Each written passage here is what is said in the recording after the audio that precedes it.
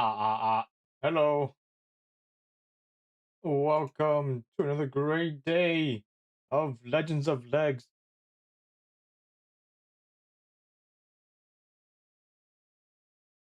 Oh, yeah. I am tired. I probably should have taken today off too, but I was like, you know what? It's Monday. And you know what they say on Monday? Worst time of the week to play League. So here I am, doing something that's not playing League. We're just going to be watching League today. Oh, yeah. It's like, I don't, it's like, it kind of became like a tradition where we don't always do free VOD reviews slash coaching on Mondays, but if I do it, it just so happens to be on Monday because Monday is the best time of the week to not play League. If that makes sense. So yeah, here we are. Hello, welcome everyone. If you guys are new here, today we're going to be VOD reviewing slash coaching random viewers that wants VOD reviewing slash coaching. That is how it goes usually. Yeah, no, that's about it. The only rules, pretty much, if you want your VOD reviewed or not, I put the rules in my YouTube description. But for people on Twitch, pretty much, you just type your username with the hashtag whenever I ask. So it's just first come first served. I only watch replays on the NA, EUS, KR, and Japan servers because those are the only servers I have like accounts on, and I don't want to download a sketchy random file from people I don't know. Or YouTube VODs, right? Like it's like, or if you have like the physical VOD uploaded somewhere, I can watch that. So either one. Three, only ranked games because VOD reviewing like a normal game is the most useless thing ever because like you're not even up against players that are probably near skill level, you know?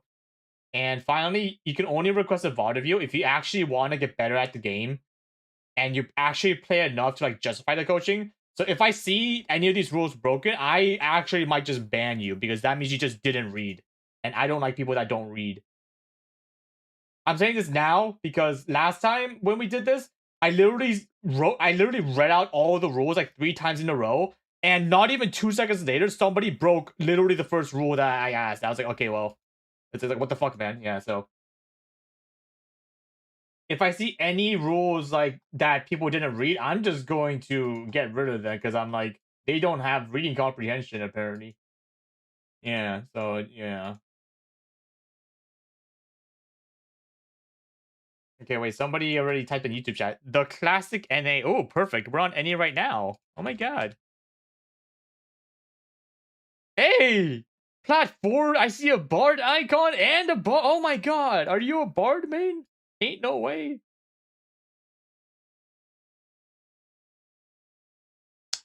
Okay. So, how come I only see one single rank game on this list? Alright. Hello? My guy? Hello? I'm so sorry. What do you mean? Did you not read the rules when I literally just said to read the rules? Dude! Guys! Like, do you see? Do you see what's happening? You can't make this shit up. I swear to God. Dude! Had you on mute? Why? I know, dude, guys, my expectations for you guys were low-key really low at the last pod reading session we did, but now it's somehow getting lower. Like, I can't even see the floor anymore. Like, dude! Swing that hammer? No. That was a warm up. Okay, I'll let that chatter slide because they're a bard made up supposedly with their icons. I'll let this one slide, but no more. Okay, guys, no more. No more BSing. Scripted chatter, dude. He's not scripted. Okay, here. I'll get this extra person from NA. Okay, here. Please, NA. Yo, Diamond 3. Yes. Yes. This guy has to be playing ranked, right? There's just no way he doesn't play ranked. He's diamond through a flex. Okay, I see ranked solo. Okay, ranked. I see one ranked.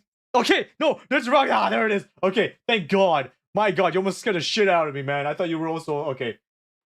All right, cool. This is a good first start. All right. Oh, thank God. I thought. Oh, Jesus Christ. I was about to say. Oh, I'll be back next week. Just play ranked, man. What's the point of getting coaching if you don't play ranked?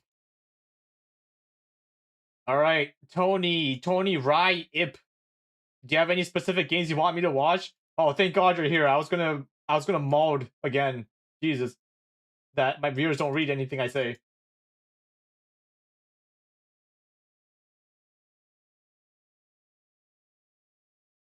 My God. I had Bard games, but I made ESC. Oh yeah, no, it's like I'm not locked in for Bard only. Like I can VOD if you literally any role.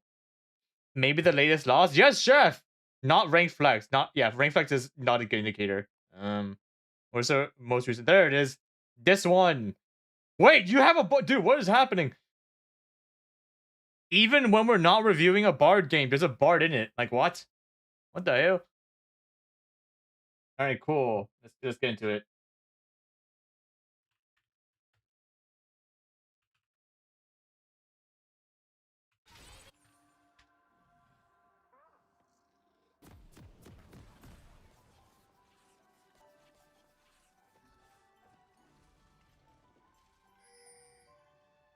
Give me a second. Let me set something up. Replay screen. There you go. Where's the text? We did EU Masters last time. This is NA Diamond 3, I believe, right? Yeah, there you go. All right, where are you? Where are you? Where are you? You're here. Yeah. Are we voting because we're sick of gaming? No, we're just voting because it's Monday. People that aren't watching my streams on Twitch just know that's Monday. And playing League during Monday mornings, especially, is the worst time of the week to play in general. But yeah, we're actually doing pretty good in ranked. Like, at least my Bard is. Here, let me show you my recent Bard history, okay? Boom. Here's my recent Bard history. We're back on the climbing grind, but we only play like a few games a day, so, you know, it's like, we don't climb that fast, but we are climbing, I guess. Do you coach Iron non-support? I coach every role, maybe not top. Top is probably the one where I don't really know that much about, you know, compared to the other roles, but everything else is fine.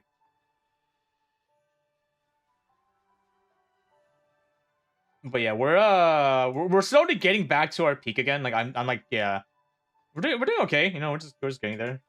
Very slow. I only play like 3 to 4 games a day, so obviously like I can only climb that much even if I win every game. But I try to only have high quality games and not like I don't want to grind anything because that sounds boring. All right, give me a sec. Let me open my pen tool. Can you review this? What the freak? Hey.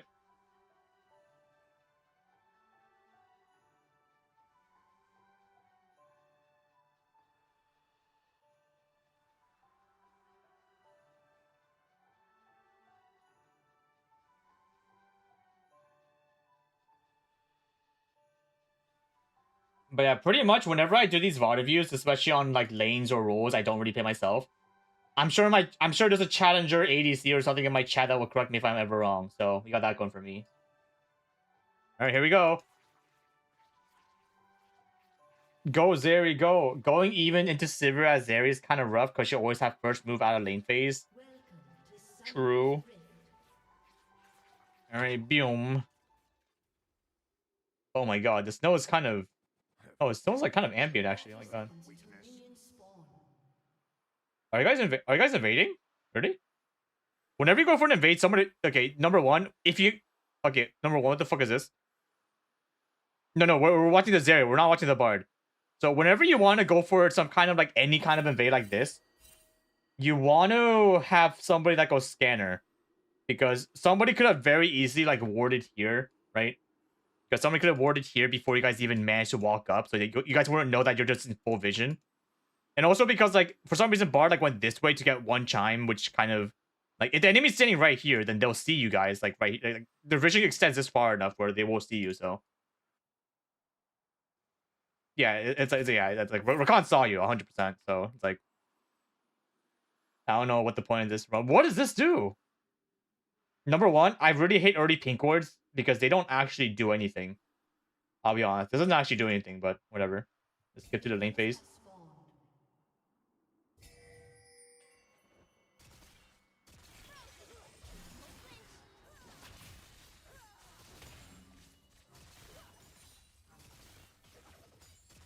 Okay. Just spam your autos.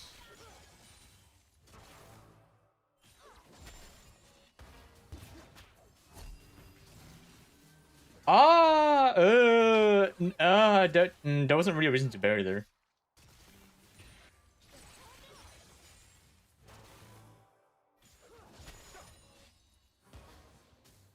So,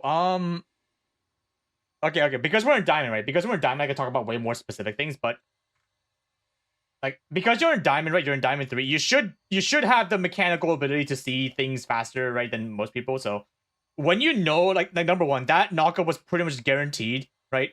Like I feel like you definitely should have known that no matter what you did, based on your timing of walking out, you were going to get hit by that knockup. So it's like you want to take the best out of a bad situation where you want to buffer your Q auto attack while you're getting knocked up, so that at the very least you're like not just taking full damage for free, right? So here, let me just do that again. So whenever you're getting stunned, like this isn't just ADC, this is literally just every character against any CC champion that's like a very telegraphed CC. So this guy could be like Nautilus, right? It could be literally like Thresh, right? Literally anybody that has some kind of CC, like channel CC or whatever, like hook CC or whatever, anything. Rakan is like, it's very obvious if you're gonna get hit by the skill shot or not. Like it's just how it works. So I really wish like you buffered your auto attack so that you can at the very least get some damage off. Like it's kind of obvious you were gonna get hit by that, right? It's like you had enough time to react to the fact that you were gonna get knocked out no matter what. So I wish you channeled your Q right before you're about to get knocked up, so that during your knockup time, right, when you're going up and down, you're like channeling your ability, Q ability at them, so that at the very least, like taking this much amount of damage. You know, like, it's a very small thing, but I guarantee you, it's gonna matter a lot. Like barrier wasn't entirely optimal, but whatever.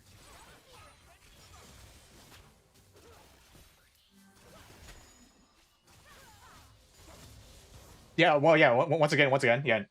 Same exact thing, right? It's like at this elo, you know, you have enough time to see that. Oh yeah, it's like I'm gonna get hit by this knockup. So do you see how like if you manage to buffer it twice, right? The Rakan will have this much HP gone already, you know. So it's like yeah, it's like it might not seem like a lot, but that's already 2 auto attacks that it's like you could have gone for free basically, which is a lot, right? Yeah. There was actually a world that Rakan actually might have died here. Like very small world if like Bar managed to get some kind of stun, but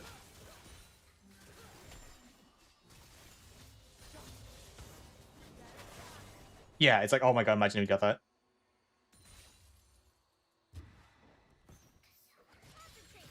Alright, all good. What do you have? Okay, you got W and Q. Okay.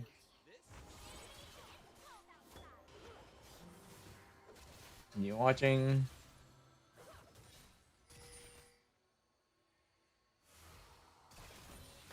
Yeah, no, yeah. It's like yeah, you see?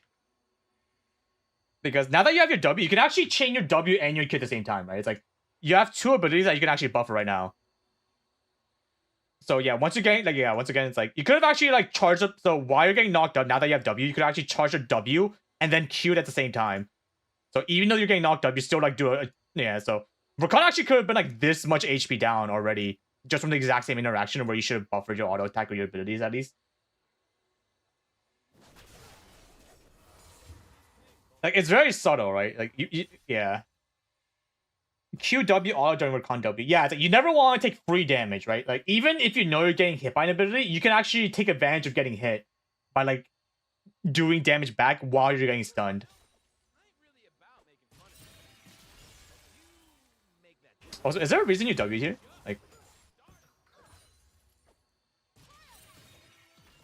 this doesn't actually do anything. Yeah, it's like I don't know what that was.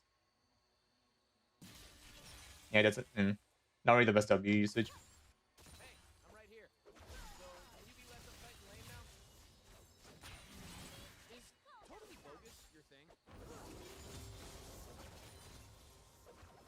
Oh, hey! It's not charged yet, hey!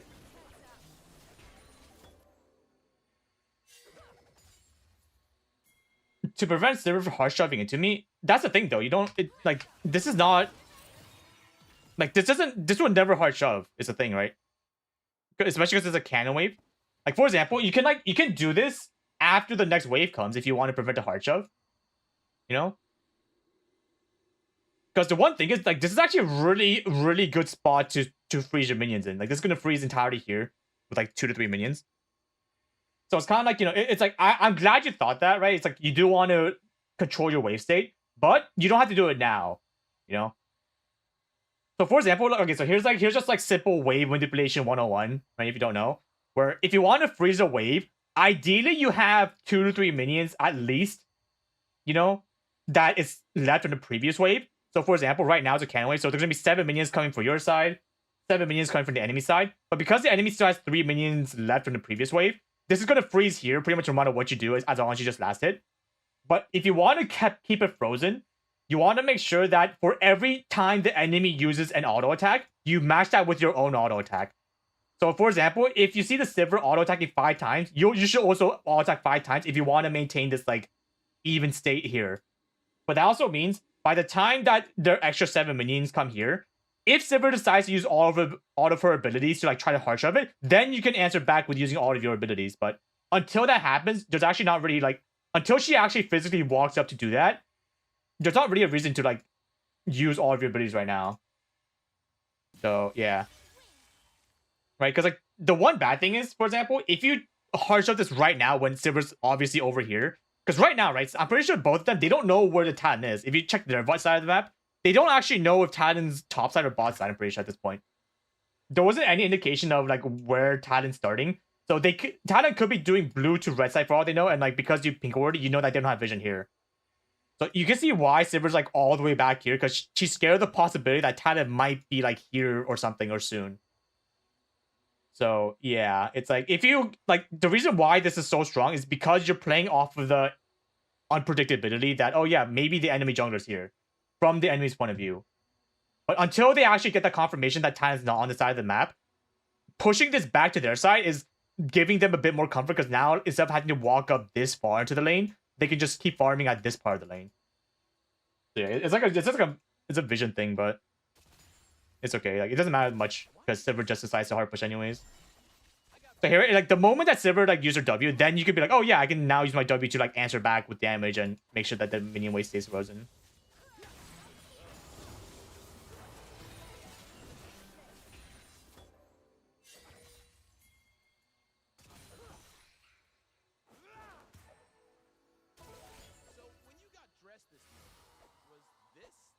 Good. Yeah, because like the problem is now, like because you W'd here, this lane might actually push into their side now. Like this is probably the worst case scenario where the lane's gonna push to their side if these minions like go down too fast. Because especially in the early game, right? Especially in the first like 6 levels of the game, so that's like what like maybe like probably like maybe like 8 to 10 minutes ish. You're gonna create like invisible leads where even though both sides are gonna be 0-0, if you just have like 10 CS up, that's pretty much like, yeah, that's pretty much like one like half of a kill, like 2/3 of a kill, just by minions alone.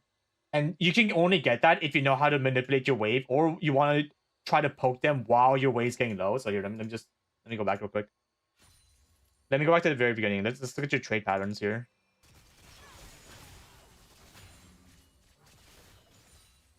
Like, I'll be honest, this is actually more of a support thingy, right? So, honestly, like, because you're ADC, you're not going to have many times to actually go for the poke because you're too busy focusing the minions.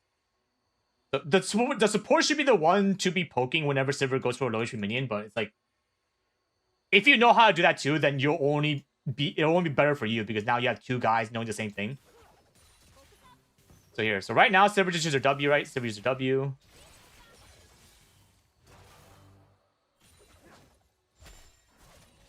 Buffer, yep, buffer. So, I'm not gonna lie, I feel like you've backed off too fast.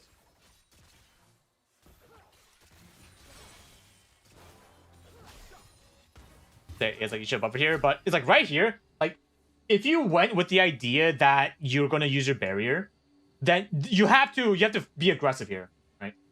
Because the worst thing that can happen is if they don't auto, it's like if they don't auto attack you, and now you pretty much wasted half of your barrier, right?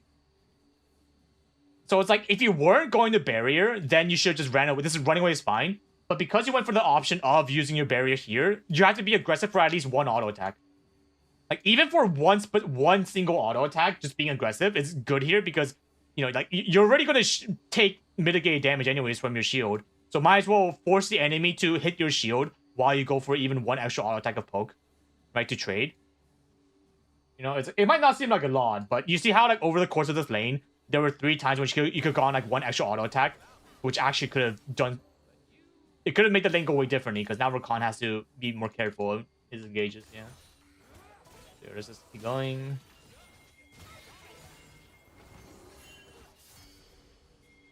Honestly, it's like okay, I'll be honest. So you can also play bot lane depending on how the rest of the lane's going. Like right now, like you know, it's 0-0 bot lane, but you're very far behind in terms of just tempo in general because you got chunked out. You have no mana, or has no more healings. But your top side's winning. Whenever your top side's winning and you think that your bot lane's pretty much the lane that has to just stay alive, that's when you want to make sure you want to 100% make sure that the lane's frozen here for the rest of your life, right? Because you know, it's like walking up when you're behind, you can only die. There's no world you don't die if you're playing like this, right? Especially when you're behind. I guess the question then is, what's the value of 1 to 2 minions compared to wave state? Can you reword that? It's kind of a broad question, so I'm not sure exactly which point you're trying to ask. Like, that could mean a lot of things, but yeah, like clarify that a bit more when I continue watching.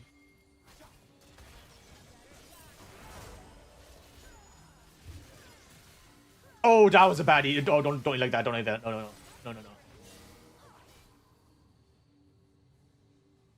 I used a W to get 1 minion, but I ruined the wasted bet. Yeah, so it's like, run. Oh my god, that was so lucky. Okay, so I'm actually kind of glad that it showed right. Oh, okay, so it's really funny because okay. It's actually kind of funny how exactly led to that. So here, right? So here, this W you use right here, this actually got you killed.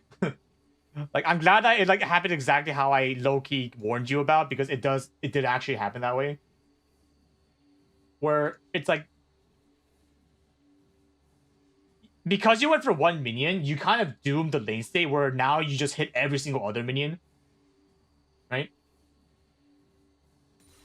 Or it's like, yeah, it's like I was scared that because you hit these minions, like you had so many minions here, that this lane was gonna now start pushing to their side of the map. Because, you know, it's just simple math. If you have 5v5 minions, but 1 minion side is lower because of the amount of damage it got chunked for, then naturally the wave is going to start skewing towards the middle of the side, like here or even here. Like, it's never going to be frozen here now because of the damage it took. But do you see how, like, you know, even though it might not seem like a lot, do you see how, like a few minutes later down the line, like, you did it again, but you see how because of your 2 Ws there, now your lane is naturally going to be pushing towards their side? So now if you want to contest these minions, you're going to have to be here, which is super far up compared to just being safely in your turret here. Right? And then if we fast forward a bit, you see how, like, because of that small amount of time, that small amount of distance you had to walk up, now that Galio's here, like, you have to run away so far. Right? Instead of running this much distance away, which is, like, nothing, you have to walk pretty much double the distance from where you were because of that small, slight wave push, like, the wave push or whatever. And that actually gets you killed. Like, it's like, yeah, you actually could just walk away here, right? But Silver saw the opportunity, so. But this entire, like, death stemmed from the fact that you let the wave state go out of your control. Like, it's kind of sad how it worked exactly. Like, it went exactly how I was scared about, right? I was scared that you were going to have to walk up too far to get the minions after you, like, inadvertently shoved it. But that's what happens, right? It's like, that's just how lane states work. So now you're very far behind in terms of resources you have. Also, wait, what's the CS right now? Yeah, see, like, you already spent down CX, so the one single, right, like, right now, top side's winning. right? Like, you can't say that in many games. Like, usually my top side fucking loses, but this is the one game where your top side's 3-1, which is perfectly fine. You got feats. So all you have to do bot is just, like, just chill, right? Because your top side won, it means that your jungler is probably ahead of the enemy jungler. Which means if there's ever a 3v3 bot lane, you should mathematically win. As long as you don't get chunked out for too much damage. But because you like, yeah, because your lane decide to be like you're forced to walk up pretty much. Now, even if your jungler comes, it's pretty much going to be at the very best even, you know. Also, wait, give me a second. Let me see here. Was there a world that Bard freeze? No, there's no world Bard can freeze this because yeah, Rakan's making sure it's not freezable. Also, wait, let me check your dash usage here.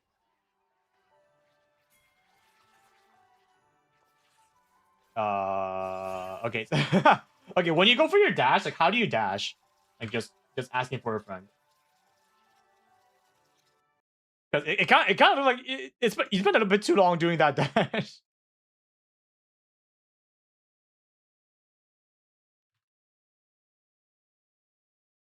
Like, do you have indicators on? Like, do you have skill shot enabled when you have your E, or do you like quick cast? Because this is like another thing you have to practice that you might not think it's a lot now, but I guarantee you it's gonna actually matter later in the future. Especially if you're Diamond 3. Like, it's gonna matter in future games.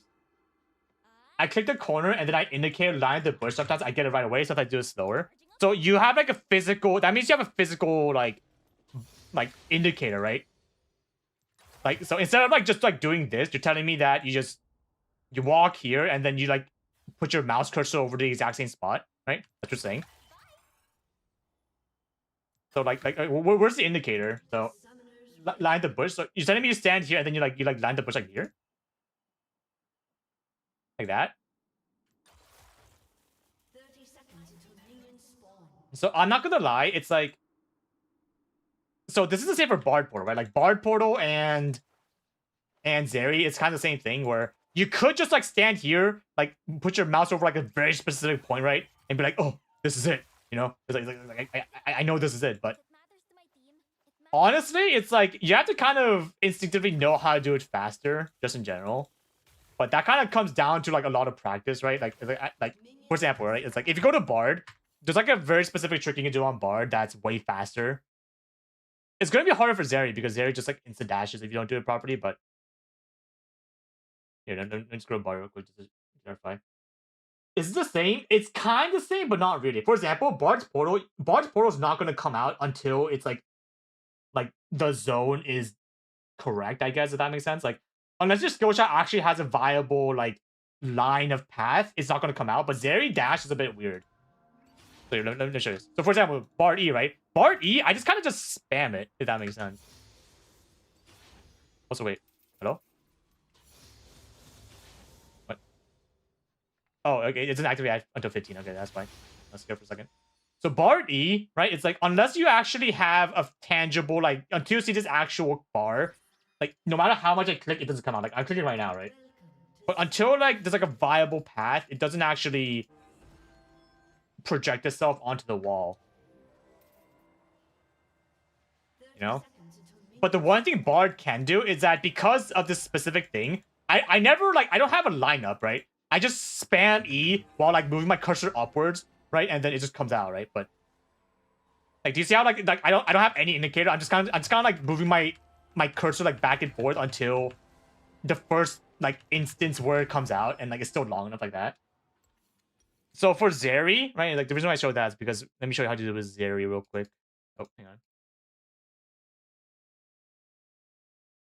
I'm pretty sure there was hold on. Let me try to remember. I know there was a trick with Zeri you can do to like make that easier, but let me see. The second was out. Yeah, it's like because Zeri, like, even if you miss your E, you're just screwed because your E's gonna come out no matter what, even if you didn't hit the wall. But let me just check real quick.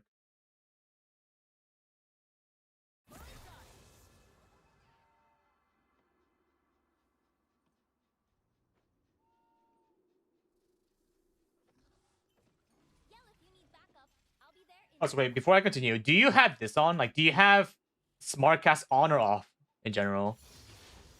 So for example, like if I do this, right? Like do you have your smart cast like this where it just shows? Or do you just have smart cast? So like because that's gonna change what you do honestly as like a just in general. I smartcast and then I do indicator with shift E. Okay, so if you press shift E, that means it's gonna show this, right? Is what you're saying? Like it's gonna show the indicator. Okay, so this trick should work for you then. So here, like just like a tip, right? If you're running from base and you want to do it, use shift E, right? Shift E, and then you want to like hover like that, right? It's like, do you see how fast I did that compared to just sitting here and like doing like the same lineup, whatever? Where you want to kind of like aim your lineup sooner, so that by the time you like get here, then you can be like it's like a seamless, just natural E like that. But that's too short right now. Here, what's the max distance you can even go? Like I don't even know what max distance area is, but I'm pretty sure this is max distance. No, like from here to the tower, second tier 2. I'm pretty sure that was max distance. Just before Bush is the longest, yeah. But you know, it's like it's actually not that hard to like just just kind of like raw dog it, right? Because like, do you see how fast I'm doing it without having to use any like lineups? Because I'm pressing E. I'm kind of like hovering over until like I like roughly get the longest distance, and I just use it. Because I'm pretty sure like compared to like standing still, right? Like compared to standing still and like getting the perfect lineup, it's actually better to just get like a roughly okay lineup, right? Like as long as you don't just like dash into the wall like this, right? As long as you just don't do this, it doesn't have to be perfect, right? You just have to be like long enough where I feel like as long as this indicator shows up, you're still gonna get to lane like roughly as fast as possible. You know? Or you can just you can just like do it off rip like this or whatever. It doesn't really matter. But it's like, yeah, I'll be honest, I really hate the idea of lineups. So I hate the idea of standing in a specific spot and then using your cursor over this bush or this star or whatever, because that's honestly really, really like it's kind of very inefficient, you know? Like I don't like this at all. I just get PTs for missing the dash trying to do it while moving. Yeah, but you have to kind of learn, right? You have to get over that PTSD because you're never gonna get better if you're not testing your limits all the time. Because you're right. For example, like it's like compared to like dashing here, right? Compared to finishing your dash here versus finishing your dash here, like this small amount of extra distance isn't that much if you're dashing through it versus if you're just walking through it, right? It's like 0.2 seconds, maybe 0.1 second of time, which is nothing in the grand scheme of things. But relying on relying on specific like indicators, like, oh yeah, I'm going to try to stand right here and then line it up with like here for like an hour, right? It's like it can only screw you over later in the longer you do that, because now you're going to be in a situation where like, oh, I want to dash over this wall, right? I want to dash over this wall, but because I don't have like an indicator, I don't have that feel of where I should aim or whatnot, you know? Yeah, you just gotta practice, right? It's like you always want to practice your absolute limits with your champion, because one day you're not going to be able to like you're going to regret not having that full mastery over stuff, I guess. Yeah, the lineup is easier when you pan to the bush though. So you're saying you should do it here and then do this, right? Like do this. Like that.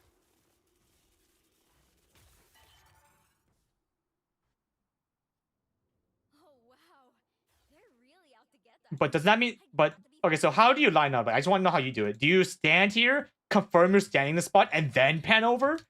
Or do you pan over while you're walking? So like you like pre-click here and then you pan over. Because I think this is fine, where you're panning over before you're even like physically at your location.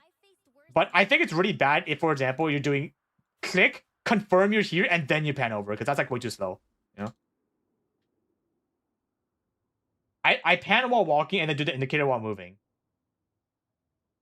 So you're saying to do this, like where you click it, and then while you're walking, you do this. Like you kind of like just hover like this. Ready? That's kind of scary, honestly. I feel like you're gonna mess up more often if you like don't do it fast enough.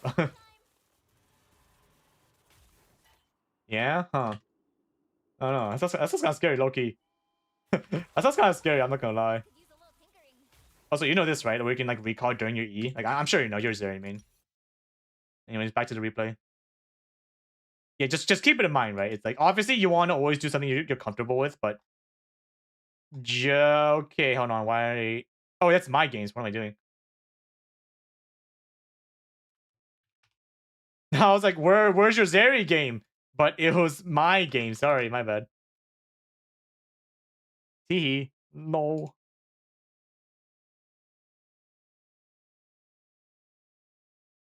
What are your thoughts about Brazil? Probably come to Brazil. What? I want to eat Brazilian food. Okay, anyways, back to game. So here, you died here. You died here. Okay, here we go. Back to here. Died here. Died here. Okay, let's see what you do after you're behind though. So you're 100% behind, right? Like, oh, okay, yeah. I did call by. Okay, cool question. Do you go call every game or just this game? Just asking for a friend. Just for future reference. That's wait, we're on the wrong screen. Only when behind it passive ADCs? Okay, perfect. Okay. Alright. As long as you think about that, yeah. Alright. Push, push, push, push, push. Okay, cool. Okay. I wish you warded here, right? Like, I wish you were like here, maybe, right? I actually really hate wards that touch a wall in general. Because, for example, like this ward is only going to see me like this, like roughly this far, right? Like just by the geography of the map is only going to see this far. I don't see a mouse cursor. Oh wait, sorry. There we go. Sorry. I was on the wrong screen. But I really hate it when wards are like touching a wall like this. Because number one, whenever you put down a ward, you want to ask yourself, why am I putting down this ward, right? Like, what's the point of this current ward? And right now, the only thing you're watching out for is the enemy jungler. Like, that's the only thing you can even be doing because you saw the enemy support in ADC. So you're going to fast forward. So you know the ADC is here. You know the enemy, they're both here. So the only reason you want to put this ward down in the first place is to watch out for the enemy jungle ganks. So if you ask yourself that question by working backwards from your like question you want to ask yourself, it's like whenever you put a ward this close to a wall like this, that means you're only going to get this much distance, right? You're gonna get this much distance probably like because of the geography, you're gonna get like this much roughly. But if your intention was to get vision of the jungler, the reason why I want you to put like up here is because it kind of it like just that small distance makes you see more of the potential angles. Like you see less of this angle, right, and this angle probably, but these aren't the angles you're looking out for. You're looking out for these angles up here in particular. Right? It's a very small thing, but just that small extra distance can mean you're either getting stunned by something in a few seconds or you're dodging it. You know, especially the higher you go, when it actually matters when how far the enemy's range is, right? So I really wish you just were like a bit higher. Right? It's just a very small thing, right? It's just a thing you have to worry about for I guess. It didn't matter honestly, right? Because they cleared it, but yeah, just keep in mind. I was a bit scared of getting too close to the bush. Oh, okay. Here. So okay, number one, right? It's like we know. Okay, so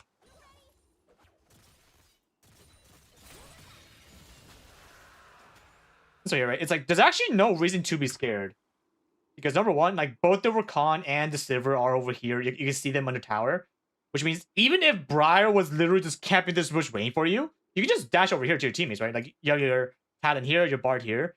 So there's actually no risk at all for going a little bit deeper.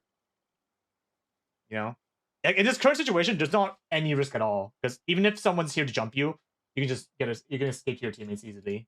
So, you know, fast forward a bit, fast forward a bit. Also, okay, your E, it's like I really wish you don't use your E like this haphazardly, right? It's like because yeah, it's like you're getting rid of a huge cooldown, and especially because your team is literally deep in the enemy jungle. You using your E here means that you're just gone from the fight. You're pretty much just gone from the fight entirely.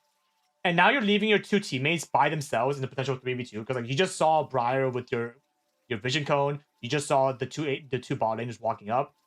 So you're forcing your teammates to fight a 2v3 right now because you use your only possible engage / escape tool for kind of no reason actually, yeah. If Brian was closer, Rakan would probably be closer to jumping. Yeah, but like, it's like Rakan walking up this far versus you getting stunned by something potentially into walking literally 2 inches to E over this wall is like the time frame is way too long. Yeah. Is this reserved for bar gains only, or are blitzkins allowed? It's any role, any champion. Maybe not. I can still do top, but not as good as the other roles. But yeah, I should have to eat. Yeah, because like for example, like if Rakan decide to like flash jump you right now, then you can use E to like go this way or something, right? You have tons of time, and you have flash up as well. But eating like this, it can only mean your team's gonna get reverse flanked here, which is definitely not good, right? It's like, yeah, like, do you see how awkward your team is now after all that? Because you decide to just remove yourself from any possible fight angle here. Oh, good. Damn, that was good. That was a good stun by the Brad. He's still freaking dead, though. You should be careful, yeah. Okay, wait. What's Silver's Irons right now? BF Sword versus Cole Longsword. Do you win here? I'm not gonna lie. I deadass feel like you actually would have won here. If I'm being deadass here. Right? Because number one, so we see Rakan. So we just saw all 3 members on the map. We saw all 3 people that could potentially come down. And like Galio was like low mana, but you had to have been hovering over him. Galio could ultimate onto Sivir, but it's kind of like more like if you're gonna go for this 1v1, you're naturally gonna be positioning like this anyways. Like, so it's kind of like it doesn't really matter if Galio has ult to potentially stay Sivir or not, because yeah. Because number one, your minion wave is coming, which means if you just kite downwards, I can see your thought process right now. You're like, okay, it's like Sivir's here. I just want to clear these minions and crash it. But you have to update your game plan based on the information you get right away. And because we saw all 3 members like doing whatever they're doing up here, I honestly think that this was fightable. Because the only thing that you had to dodge now is just Sivir Q. Sivir Q is the only thing you can physically dodge. But as long as you dodge that, you should be up an entire ability, you know, to fight against a Sivir. And because Sivir, like, what's Sivir going to do? Like, block your W, right? It's like, that's not going to do much anyway, so. Yeah, I feel like you could have just ran at this guy because you put that barrier, you put that flash. Like, Galio's distracted now, so he can't even ultimate down. I didn't process Rakan there yet. Yeah, but it's like that's kind of more of a macro diff where, like, you see Rakan here. That's the thing, you know. Like, you see Rakan here, and then, like, you see Rakan again, like right as this guy engages. So, I guess it really depends on your situational adaptiveness. But yeah, I really feel like you could have fought here. Also, okay, here. Actually, wait, hold on. Did you just win this? Ah, did you? Okay, so you still won. Okay, so I'm glad that you won, but it's more like I feel like you definitely took way more steps than you had to here, honestly speaking. So yeah, okay, well, I was right in that you did win, but yeah, do you see how, like, even though you literally got hit like 20 times in a row by the Sivir, you still won the fight? Yeah, like this is so winnable. And also another thing, you should use your bushes more. Like, this is your friend, right? You can walk in to cut line of sight, and then after she walks up, then you can either walk out of the bush, auto walk back in to keep cutting line of sight, or if she wards it, then you can start like pathing somewhere else. But yeah, it's like you could have just killed her without having to use smash, so it's kind of unlucky. But whatever, I guess. Got the kill. Whoa, okay, where are you going? Oh, okay, get him. Jump him. Get him. Oh. Wow, why that Rakan flash that? Okay, well, you just got gifted 2 kills free. Alright, shove out the way, shove out the way, shove out the way. Okay, now you're back. You're so back now. You were kind of screwed at the early. Oh, okay. Fundamental recall. Okay, just... Here, I can show you another fundamental in general.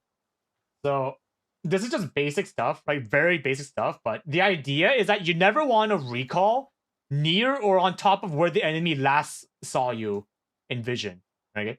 Like this is probably the biggest reason why people lose tempo or they just die a really stupid death is, for example, here's watch, okay? From the enemy's point of view. So from the enemy's point of view, the last place they saw you was right here.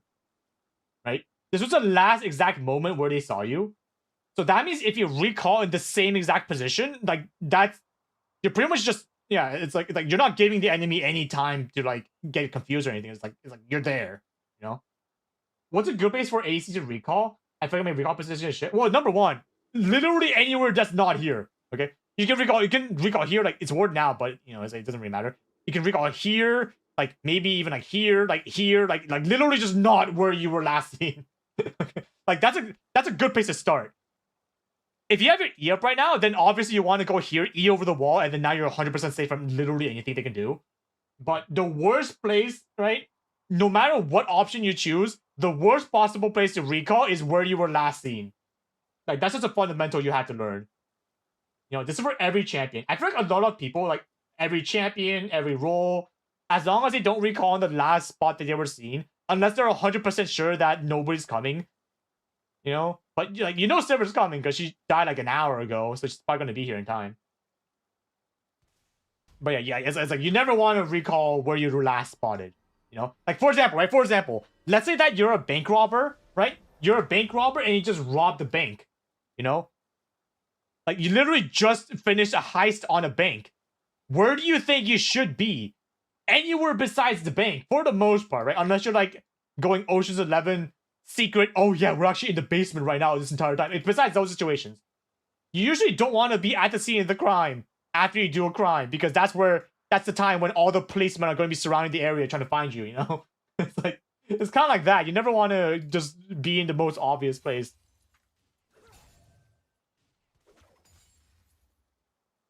But yeah, it's like yeah, do you see how, like, dude, oh my god, this is so sad. Because if you just, for example, like the best place, right, in this situation, the best possible place was to walk here, E over the wall, and then recall. That was probably by far the best. Because even though you don't have E up for getting out of your base, you know, later on, you'll still have home guards, whatever, to run back, so it doesn't really matter. Is that based on experience? It's based on experience, it's based on professional VOD reviews, it's based on just solo queue experience, it's just everything. Like, I guarantee you, I can put up, like, literally any of my VODs before, and somebody in that game will have died because they recalled in the same spot they shouldn't have. Because they're just dumb. Like, they just don't understand that that's a fundamental you have to learn. I think I did have mana for E. It's like, it's fine, right? It's like, just walk away, right? Like, walk here. Like, maybe, like, probably not here, because it's also, like, the same plane of where you are, right? You never want to be on the same plane of where you recall to, because that means distance-wise it's the same for the enemy to catch up to you. But, yeah, it's like, just, like, you never want to make it predictable. And the one single place that they will check is where you were last seen. That's just how it works. That's just psychology, honestly. Second and third, but yeah, it's like if you have no mana, right? You want to go here, and depending on how the enemy reacts, for example, if the enemy is making a freaking beeline to you, then you can assume it's warded. So, for example, like I say that it's probably okay to recall here, but if you see that Sivir making like literally a straight line to you, then you can infer that's warded. So, depending on what the enemy does, you can also like infer what the enemy has info of. But that's the next step thing. Yeah, do you see how because you just didn't choose your recall property, now you're kind of screwed. Like, your tempo is kind of fucked now. Yeah, it's like, okay, well, yeah. I do see that. Because the simple decision that like, the simple recall decision you made actually got you killed, and now your entire lead's gone. All because you didn't recall in the right place. You know? Like these things, like, I guarantee you this will happen so many more times if you just don't, like, fix your bad habits, I guess. Every mistake this game was punished. Yeah, it's like, that's how it works, right? So, okay, honestly, I think, should I watch team fighting? Because I'll be honest, I feel like, yeah, I should watch a team fighting because you're ADC. Okay, everyone's, okay. What's your items now? BF sword, okay. Oh, whoa, okay, Sivir has fucking Yuntal, Jesus.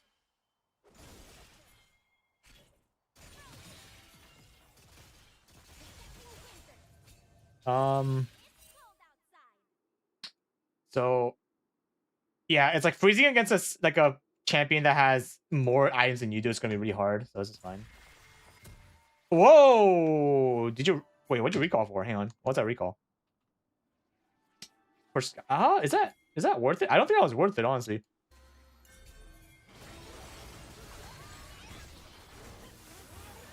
Okay, here we go.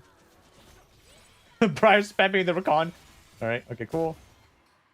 All right, harsh out the wave and then help your team at dragon. Macro play. Yes, yes, yes. Okay, all good.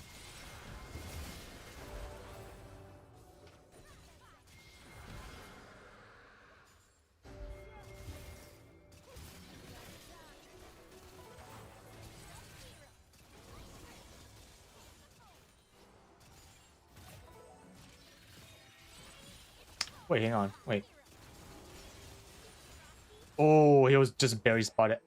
I was like, how did Rakan know? But then I guess Bard's big ass body just barely got spotted there, huh? Okay, yeah. I'm not gonna lie. I feel like you have to stop using your jumping like that.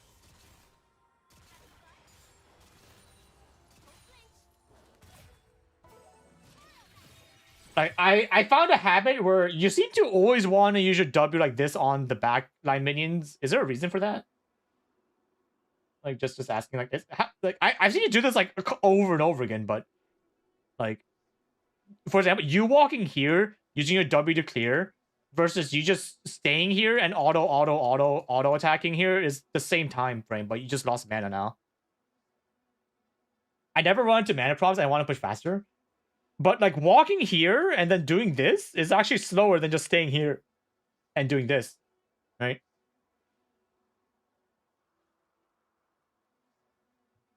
So it's like, yeah, I don't like the idea because it's like, even though you say you don't run into mana problems, that's kind of a bad habit. Like you shouldn't use mana, right? Like for example, you shouldn't use money because you have money, you know? Like a person's rich not because they get a lot of money, but because they know how to keep money. So it's kind of like if you know, like even though you lose a lot of mana, it's kind of like just because you have a lot of mana doesn't mean you should just use it on rip. You know what I mean? Because I guarantee you, there's gonna be a time when you wish you had even like 10 more mana, but you're like, oh, I used it on the minion for no reason earlier.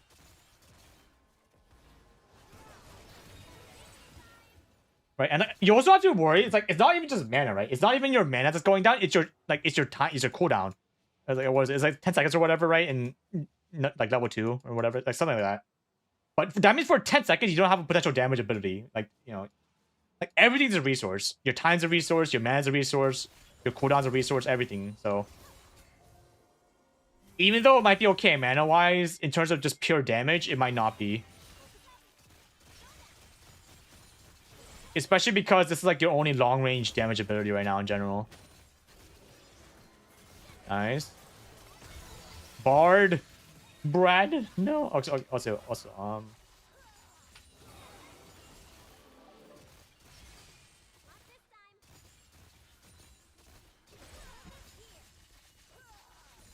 that's fine. I was gonna talk about you should only go for those W's when the enemy's walking up for farm, but okay, whoa, what just happened? What the frick? I saw 20,000 things go off.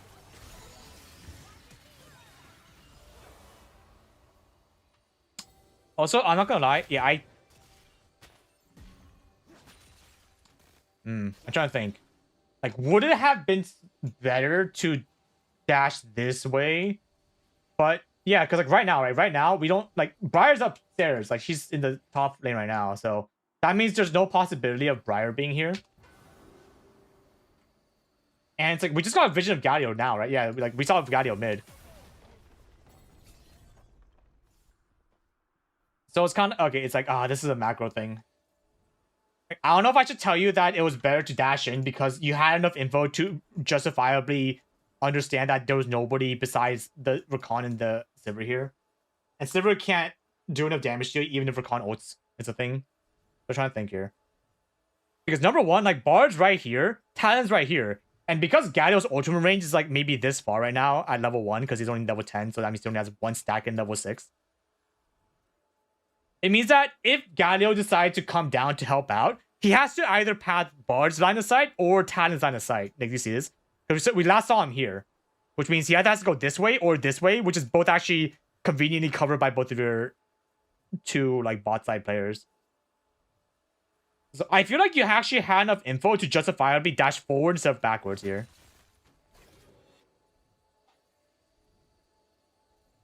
right?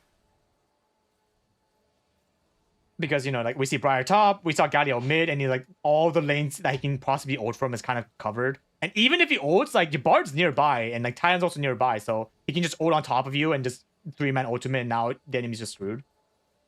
So it's like, I feel like you had justifiably enough info to go for a forward one, because, you know, it's like you can dash forward and then just ult, and like, oh my god, this like, you have a fucking Blitzcrank ult here, you know, to just supercharge your entire kit.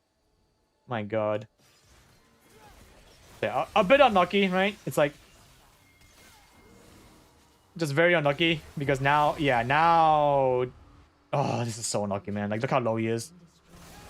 But he gets a taunt off in time.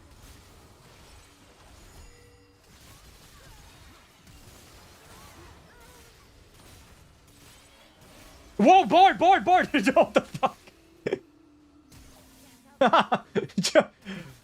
What the fuck, Bard?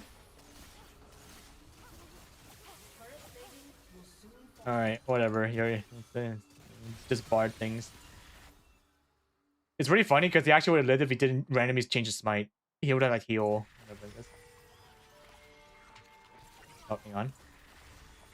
Oh yeah, so once again, right? Like the same exact thing. Where you're here, you're clear. And then yeah, it's like the last place the enemy saw you was right here. So once again, this is the only place you don't want to recall. Like, do you see this? Like, do you see how, like, just like fundamentally, you can only get canceled? Like, you did cancel the recall because somebody came.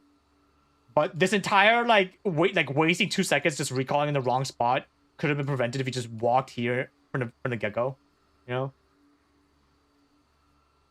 So yeah, it's like same mistake, but it's not gonna matter much in this situation probably because there's nobody around. Yeah, okay, nice. Okay, good. Lane swap here. Yo, stop. Okay, like. Okay, I'm not gonna lie. I feel like you use your spells way too, like, just you rip out your spells way too fast. Okay. Because like, yeah, it's like you just use your E here, but it's like there's no like, it's like, yeah, you can push it a little bit faster, but it's like it's not that much faster, right? Especially because like everyone's roaming up right now. If you like kept your E and like you just roamed up with your E like that, yeah, I feel like you're wasting your spells too much, just because you have mana, quote unquote, or you know, everything else.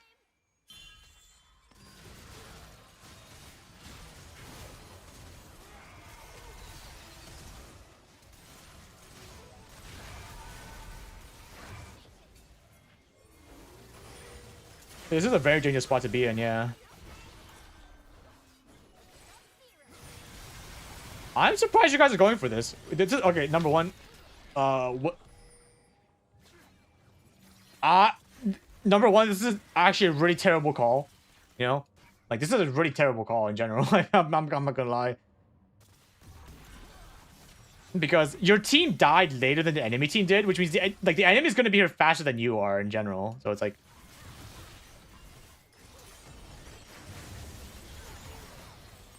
oh, you don't even get the Rift Herald. Oh. Yeah, I know this was a terrible call.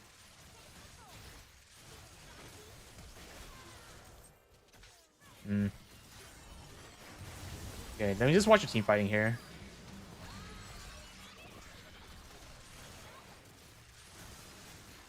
Yeah.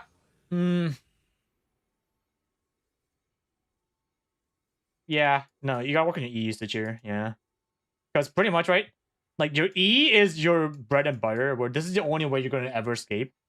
Like, I don't know any world where you actually just win this 3v1. I feel like this was like an ego fight where you're like, oh, I can win. I saw montages where they won, but mathematically, this doesn't make any sense of why you should win, right? It doesn't make sense math-wise for you to win this fight. So your E, like whenever you're in this fight, whenever you're running away from an enemy. So here, for example. So right here, right? Like, from this point, I feel like you should know that you're probably losing the fight, right?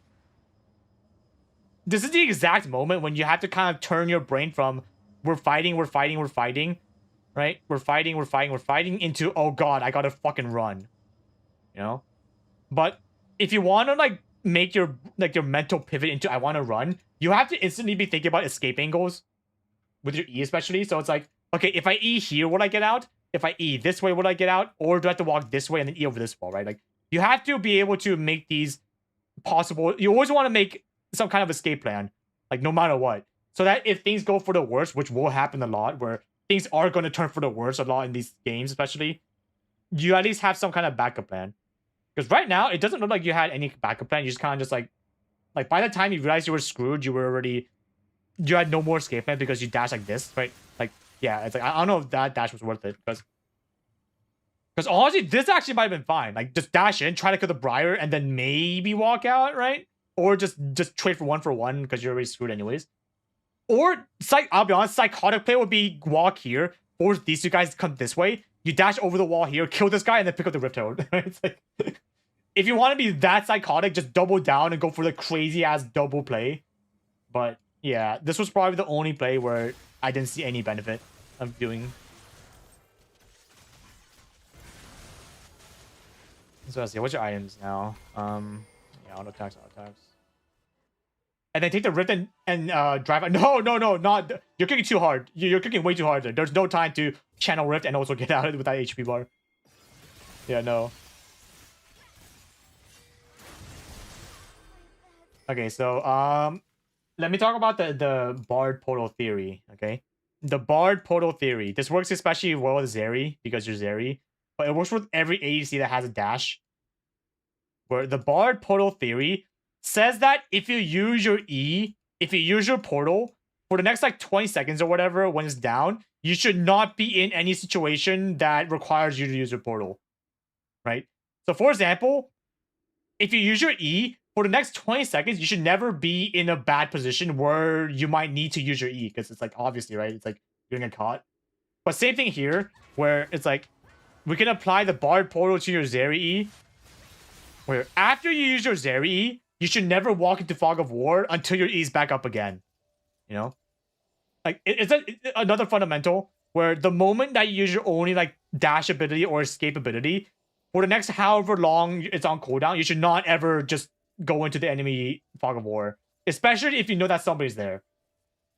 You know? Unless you physically see every single player on the other side of the map and you know you can win, like, a 1v1.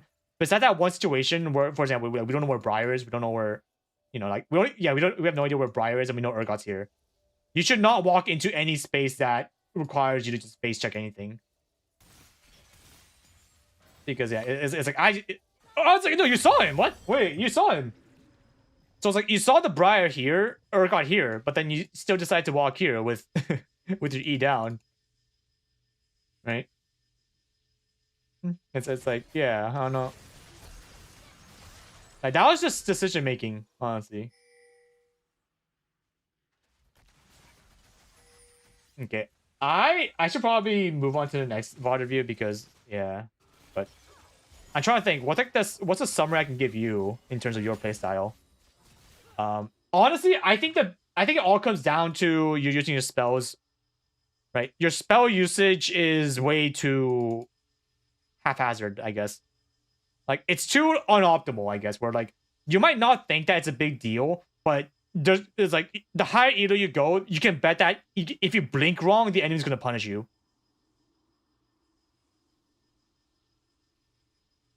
So it's like right now, especially, like, you have to stop spamming your W on cooldown just because you can.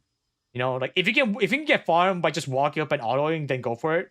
But you also have to know that if you go for a farm with your W, for the duration your W is down for however many seconds, you don't have access to that damage ability. Which is very simple, right? But it's like, people just forget about that. So yeah. Like, be more cognizant of where you're using your spells, of where you're recalling especially, right? Like, stop recalling where you got last seen. Like recall, like, over here safely, like, anywhere that the enemy has to go super far for. Because, like, what most enemies will do, right? Especially when they know that you're kind of low and you want to recall, is they're probably going to walk up maybe halfway, check maybe one bush, but if they don't see you there, they're just going to give up. Like, that's just how it usually goes. unless you're unless you're freaking psychotic like I am that checks every single possible angle just in case. Most of the time, people are gonna check the first place, the first maybe second place they expect you to be, and after the first second one, they just give up. They just like go back to like, oh yeah, they're gone. I'm just gonna keep farming, So yeah, it's like people have very low attention spans in the first place, so you don't have to worry about that. But that's about it, you know. Like I want to tell you to work on your macro, like your map awareness, because that's only gonna help you. But I'll be honest, for for ADCs, map awareness is very hard because you really want to be focusing on your lane for the most part. But so yeah, that's more of a later thing. I think that you don't have to worry about map awareness too much until much later in your journey. Like obviously the sooner you do it, the better, but it's gonna be hard to get all that information at once all of a sudden. Don't recall where your last yeah, there you go. That's a good summary. Like just focus on those two things. I don't want to focus on too many things because if I tell you to do like 20 things at once, you're gonna just overheat. So just from a start point, that's probably a good place to start and you can go from there. How long was that? Oh my, that was an hour long, dude. Holy freak. I gotta start cutting these VOD views shorter because I keep spending too much time. All right, next person. If you want to get your thingamajingy,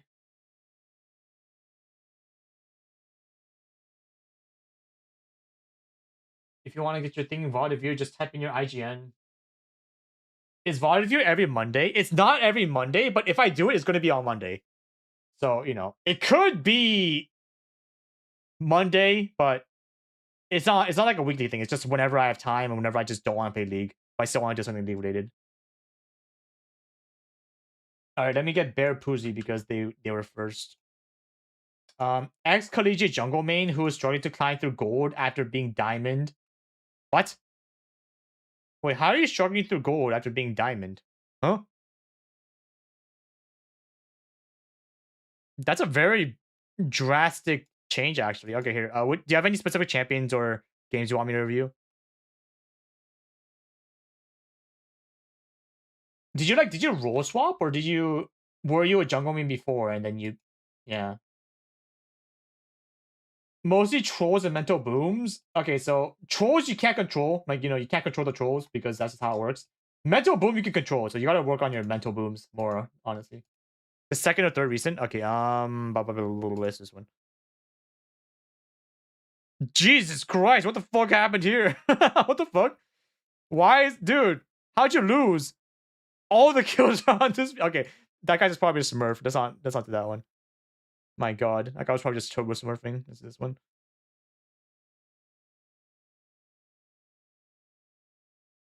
I was jungle main before, but struggling with current meta. I didn't play for 3 years. Okay, I'm down.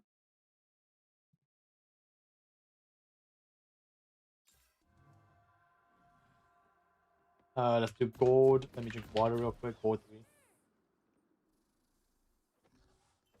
Ah.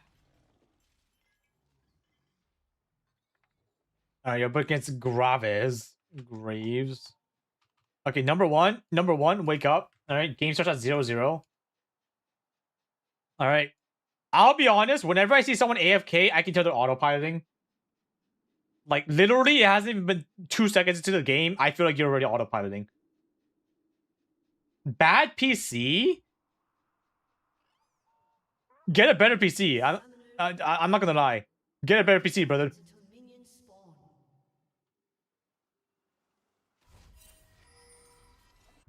I hope I can do a volume next time you do this. It's almost midnight for me.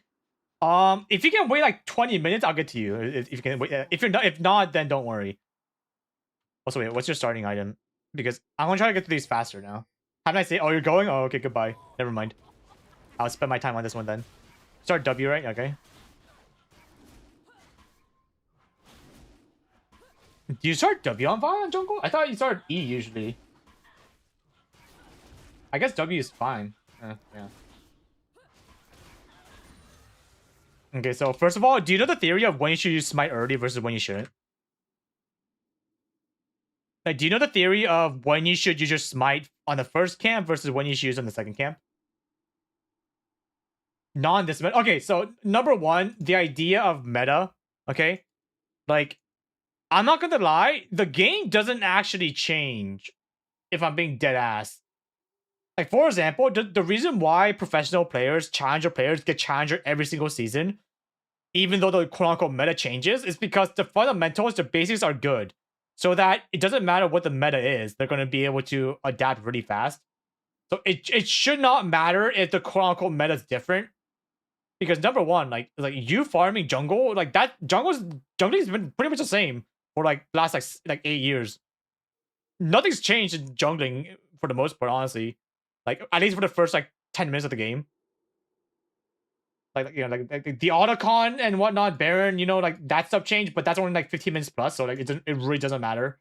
Like maybe except for grubs, but for the first like 5 minutes of the game when you're just farming, like this should not be any different at all from 8 years ago. So I don't know why you keep saying meta, honestly. But it's like, from very layman terms, just the most generic idea is that if you smite the first camp, helps you clear the second camp faster, then you smite.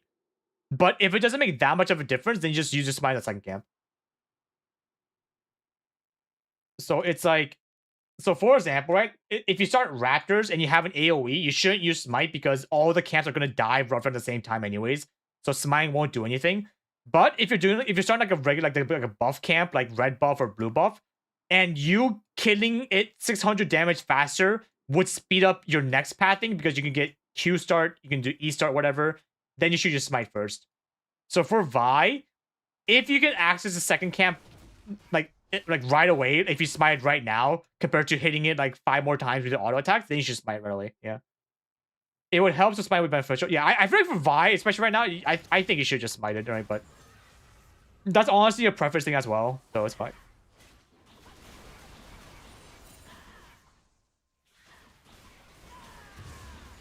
Okay, so number one, I just said that, but you should. Okay, so I'm not gonna lie, I don't think you should ever use smite on Raptors in general, because especially your Vi, right? Like I said, if you have an AoE, you use your AoE, you should hit this thingy first and then just use E to hit all the other minion or all the other camps. You know? Like that's just how it should be. Like you're losing so much time by hitting the small camp when it's probably gonna die anyways from you just spamming E on it. So like your jungle clear is already like really slow, honestly.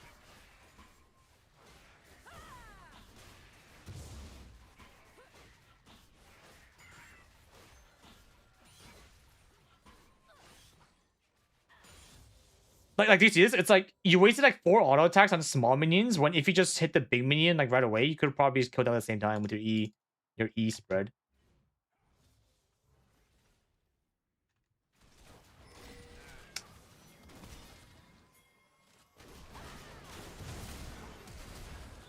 Okay, so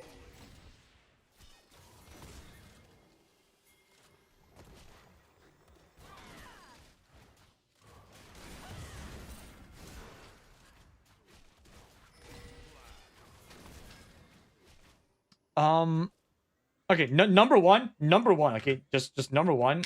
Hang on. Give me a sec.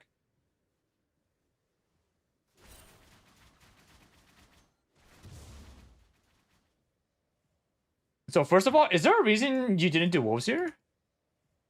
Like just asking for a friend, like, because I see you going for the blue buff, and then like right now at this point we don't know where Graves is. We don't actually know where Graves is right now. But it's like, want to blue than top.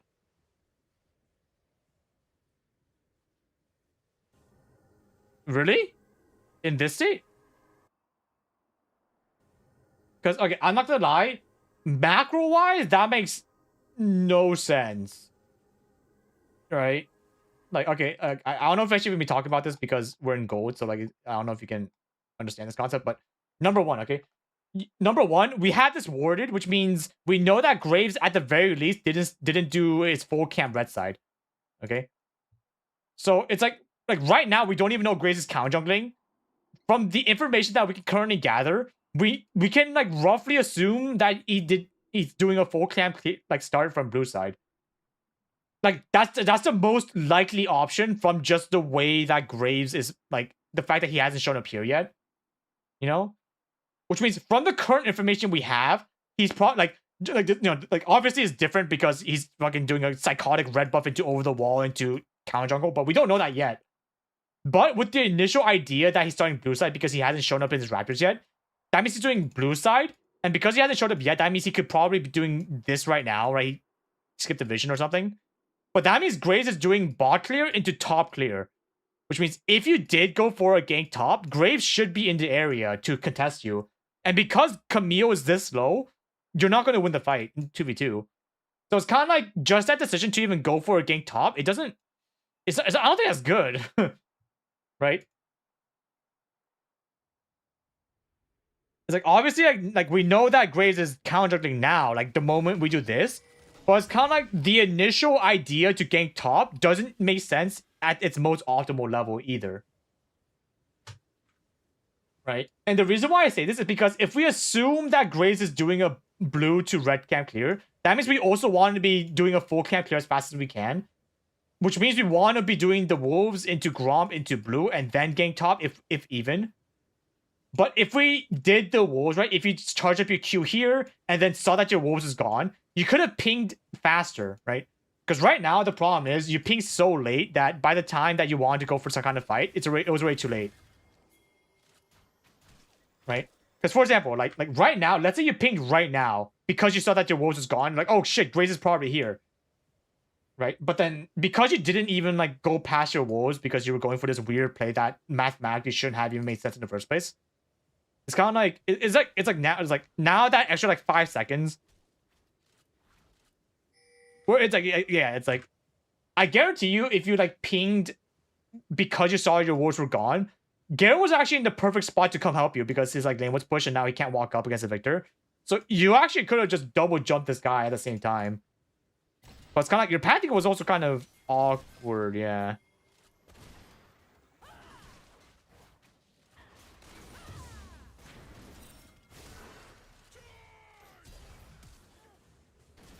Yeah, and then Camille's here. Honestly, it worked out. It's like I don't know how it worked out, but it worked out. Awful idea to go back in. I'm not gonna lie, I kind of vibe with it. Like it's like if you got the smite steal, I say it was worth. Dead ass. If you got the smite steal, I think I would have said worth. It just died. So I don't think it's a bad idea to go in. If I'm being honest, I feel like 90% of junglers would have been like, "Fuck this Graves," and just went in. So yeah, it's fine.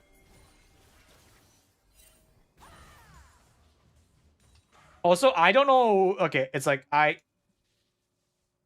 okay, I'm seeing a common pattern here. How come you decide to go for the gank here? Right? It's like how come it's like there's no world you kill this guy in any universe without flash here. Like, if anything, Garen should not even be here. Garen should be going home and coming back because he's not ever going to be able to walk up.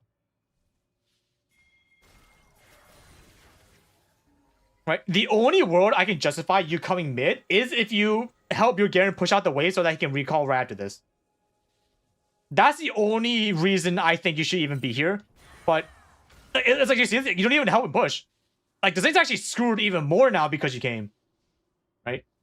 Like because you used your Q to hit these two minions here, this thing's gonna slow push to his side, and now Garen's even more fucked. So it's like, yeah, you just screwed over your mid laner because you decide to gank in a really bad spot. Like I don't know what that was about.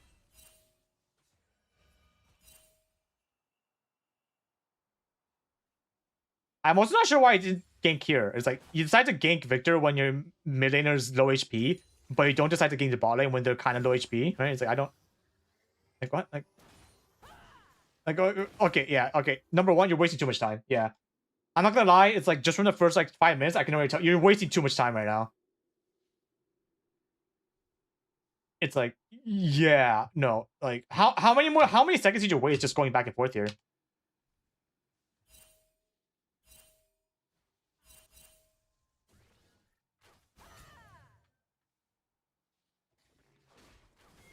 Nice 20. Yeah, it's like I know that you were waiting for your cancer to come back up because it wasn't up, but it's like you went this way instead of going like this way too. Right? It's like just like optimization wise, your pathing was really bad. You know. It's like it's not even the fact that you wasted 20 seconds going this way and like charging up Q and going back. It's like your plan B wasn't good either. Where it's like, why did you go this way? You know, like it looks like you're not thinking ahead at all. You're just going for what you're seeing at the current moment and then just following with it. But then you don't have a plan B after whatever the play you're going for doesn't work out or whatnot. You're going for this at level 3?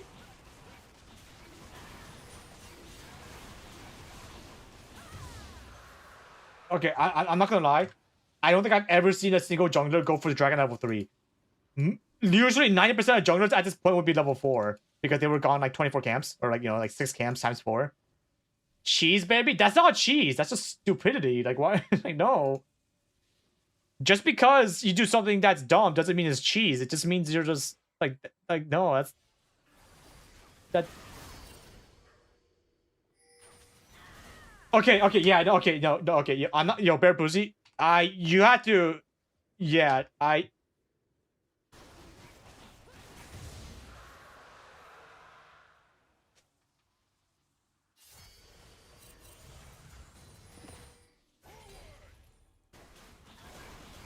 okay, I'm gonna speed through this. I'm gonna speed run. I really want to see what your third pathing is. Your third path is don't recall. No, no, no, no, no, no, no, no, no, no, no, no, no. No, no, no, no, no. It's like, okay, all right. Okay, yeah, okay. So let's talk about optimal pathing because this is not optimal at all. So let's talk about the idea of pairing camps, all right? So red buff and blue buff, they're gonna respawn every like 5 minutes or whatever. Like, yeah, I don't fucking know, but the only thing you have to worry about is that these two, you want to always pair these two camps together if you can, and these two camps together, right? Because even though the buffs are gonna they're gonna take a bit longer to respawn, every other camp is gonna have the same internal timer. So that means, for example, if you do like for example, like 1, like 2, 3, 4, 5, 6. The reason why most junglers go for the standard pathing is because by the time they finish the pathing, they go for scuttle. When they come back, this is going to respawn right away. This is going to respawn right away. Like, you're going to be perfectly getting these camps again the moment they respawn. So it's like, it's just very optimal to chain these together over and over and over again. Right? So like in the second clear, you'll have 4 camps up for you. In the third clear, you have 4 camps up for you. In the fifth clear, whatever, yada yada. But if you like break your own pathing, so you only get 1 camp and you leave the other, that means the next time you like come in this area, you're only going to have half of the camps effectively to clear. So that means you get half of the EXP, you know, and like because you didn't clear it the first time, you're going to have less EXP because, you know, like jungle camps also level up over time. So it's like you're bleeding out so much EXP because your pathings are so it's very unoptimal. Right? It's just like, yeah, it's just the reason why Grace has 45 CS over your 29. He's literally up 4 camps in total because he's like getting camps pretty much the moment they spawn. Right? He's also counter jungling, which means he's taking your camps. But you're kind of just you're so passive, but you're also not planning out your next pathing ahead. You're literally just, yeah, it's like you're not planning your pathing out like at all. And I can tell that you're not planning it out because the way you move is just like you're not looking at the map, right? So for example, right now, if you look at the map right now, you'll see that just an icon over your golems that it's about to come up. And because your raptors just died and you're getting red buff, it makes sense why you should get this first before recalling, because that means you'll get 1, 2, 3, and the next time you come in this area, the next time your raptors spawn, you can also chain your golems with it as well. So now you get the regular amount of camps that you should. So it's like, but then after you get this red buff, you just recall. So now you're giga screwed even more because you didn't get this camp. So now this camp's gonna be behind again, right? So now if you're ever in this area again, you only have 1 camp up, which is just a waste of time compared to having 2 camps up. You know, it's like it just it just doesn't make any sense. Like, this worked out because your Camille came down, but I guarantee you it wouldn't, like, it's like, that was just luck. Like, that's not reproducible is the thing. Okay, all right, okay, cool, okay. Please, okay. I swear to God, okay. This is the perfect time to do please do like 1, 2, 3, right? And then because your Raptors is coming up, either you can either do a variation where you gank mid and then go to your Raptors into golems, or you just go right to your Raptors to golems. If I see you recalling after doing like 1 or 2 camps, I'm gonna scream. Alright, I'm gonna freaking scream if I see you breaking your gank path in here. Please, please, please. Wow! Ah, ah, oh my God. Oh, you so scared the shit out of me. What the fuck was that? What the fuck was that, bro? Oh my God, you almost scared the shit. What the fuck? Yo! Okay, number one, it's like, why was this even a thing? Why did you even press the B button here? Bro! Bro! Okay, it's like, I'm glad you stopped yourself, but kind of like, dude, you were halfway through your recall before you even realized that this was, oh my. Okay, please, Raptors. Okay, making is fine. Okay, making to Raptors. All right, yes, cool. Raptors. Okay, cool. No, Raptors. Where are you going? Okay, fine. Ball gank into golems. Okay, all right, okay. Push out the wave. All right. Oh, okay, dragon. Okay, now, okay, golems.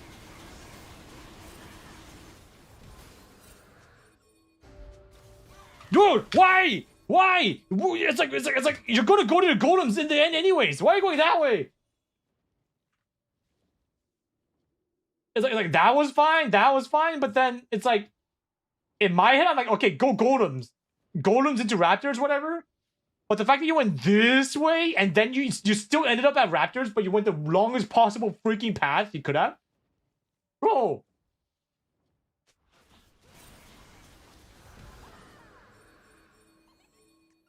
It's like, bro, stop going for kills, man. Like right now, you have no ult, right? So the odds of you getting a kill here are very, very low. But that's like, do you not know your Raptors are down?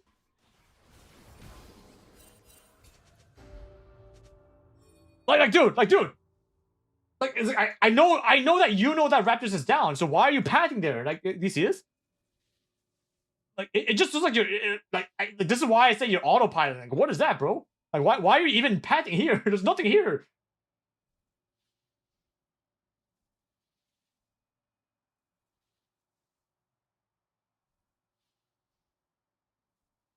Because here, okay, so here, like if I can make an analogy, right, to better illustrate what I'm seeing right now, it's like imagine you're driving a car, okay? Like this is your endpoint, right? You have a GPS up. This is your endpoint, and to get to your end location, the GPS map is going like, okay, like follow this path, right? It's like this is your whatever. Here, okay, which is the other way? This is your endpoint. This is your start point, right? A lot of people, they would like kind of like, they would look at the overall path, get a vibe of the overall feel, and then maybe like oh yeah, I'll get to here, right? I'll get to here. But right now, the way you're pathing is like, instead of going like, okay, go straight for 500 meters, what you're doing is like, you're taking a bunch of fucking detours. I don't know why. Like, you're doing this instead of just going in a straight line to from point A to point B. I don't know why. Right? It's like, that's what I'm seeing. It's like, if this is where you are right now, and this is your golems, right? It's like you're gonna get to your golems eventually, but it's like you don't. It's like you're not even looking that there's a straight. Like you don't see this straight line. You're seeing this weird ass fucking crooked zigzag line, and you're following that. But because you're doing that, you're wasting so much time. Where now, instead of the estimated time being 20 minutes, the estimated time is like 30 minutes because you waste 10 minutes somewhere here doing like I don't know even know what you're doing here, right? It's like what the fuck, you know? It's like I don't. Oh, like you're wasting so much time. Like, oh, whoa, what the fuck was that?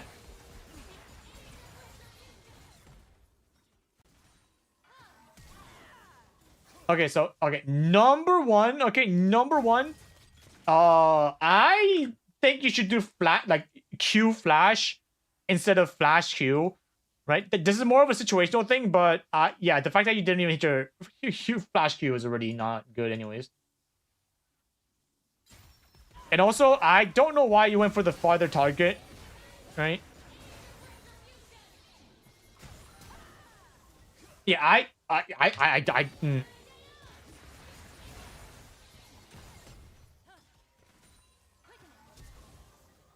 honestly, I feel like you could have just done a regular Q and you would have hit Pantheon here. I'm not gonna lie, you wasted your flash too. Like I don't know why you wasted your flash. Because you end up not even hitting the Q, so like like effectively you don't even your Q's gone from this entire gank anyways.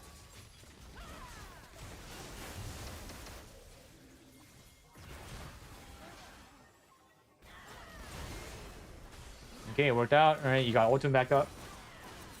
I don't even know why you ganked bot. Well, it's like it's fine. It worked out, but well, the ganking bot makes sense here because like it's pushed in, so like I can see the gank bot.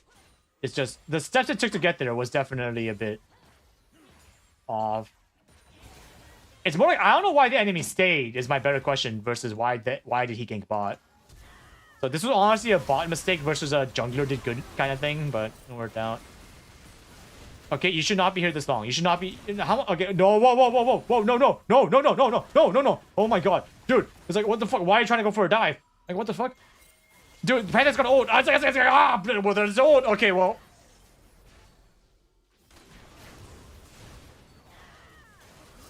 Oh my god, you guys are okay. I want to say right now, that was the enemy fucked up in literally 4 different ways. There was no road. This would have been a good play if the enemy just played even a little bit properly. Because okay, here, number 1, it was Soraka diff. No, it was not Soraka diff. It was the enemy team's just as bad as you guys are. Like nobody did anything properly here. I guarantee you, nobody did a single thing properly here. Like number 1, you guys should not even be here for this long. You guys are greedy for gold, right? Number 2, Pantheon has Ignite. If Pantheon presses a single button on you, you're dead, and then Soraka's dead. Pantheon's gonna do something where he's gonna charge up his Q, but it gets canceled because he walks into the silence pool, which means he just fucked up too again.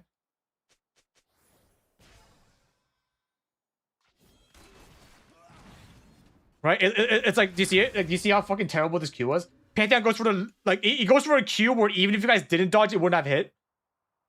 Right? He doesn't go for the guy that's literally 2 feet in front of him because he's tunnel visioned. Grace goes for a crazy tower dive. Grace auto attacks the turret, right? It's like no, nobody did anything right. Vi is like Pantheon goes back in. He doesn't press E in time, like. Yeah, no, it's like no, it's like. Why are you emoting, dude? You did nothing properly, dude. I don't know why you're laughing. You literally did nothing right here.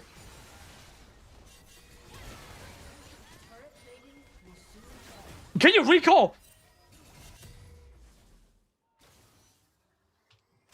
How much gold do you even have right now? Yeah, okay. Number 1, yeah. Do you see the problem here? You have 3,500 gold and you didn't recall yet. Like what are we doing, man? I like the mental warfare here against gold players. Like, dude, it's like you're playing a pickup game. Like, dude, imagine you're fucking LeBron James. You go to a random park with like 15-year-olds playing basketball and you're emoting on them. It's like, what the fuck are you doing, man? Like, what are we doing right now?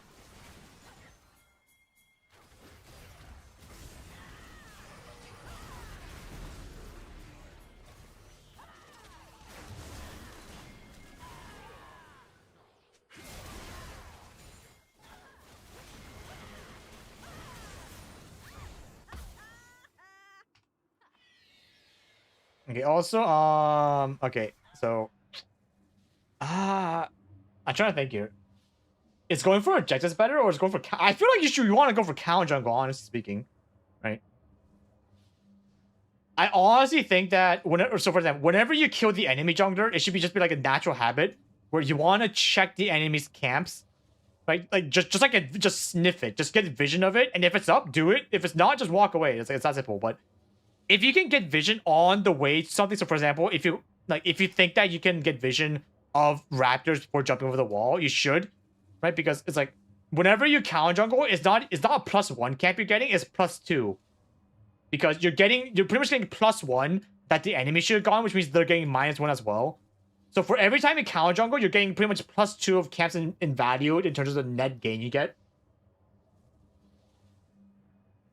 But I've noticed that you haven't stepped a single foot into enemy's jungle to counter jungle. Like, not a single time have you went to the enemy's jungle. Like, after the you know, after the jungler died. Okay, also it's like, where are you going?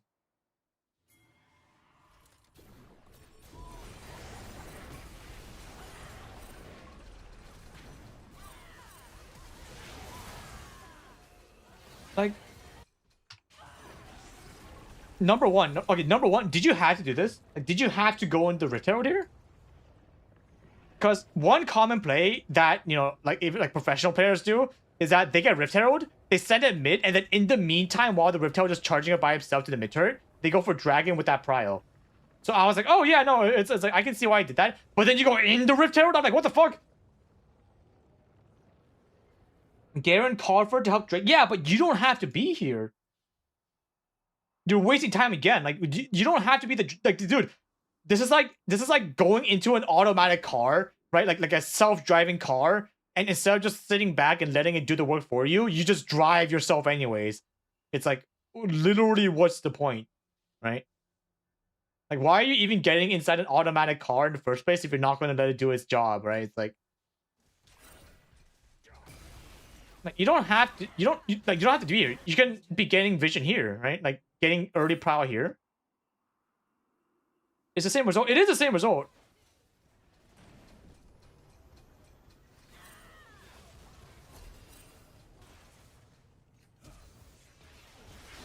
It's like, yeah, okay. I'm not gonna. I think I can. Yeah, I think I saw everything I need to do. You are way too time wasty. Like, you're wasting way too much time right now.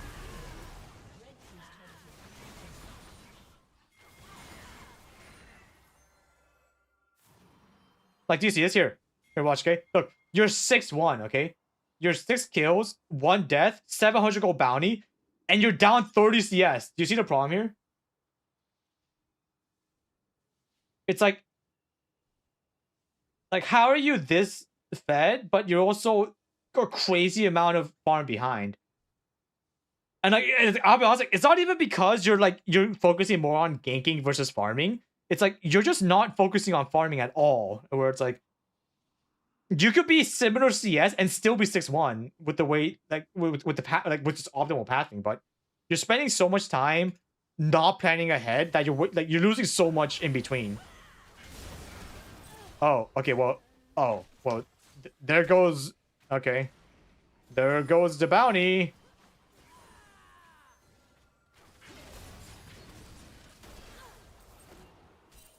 Okay, well, do you see how you're 6-2, but then Gray's caught up in gold? You see the problem with this? Somehow, even though you're this giga fed, you're now behind. It's like, what the fuck?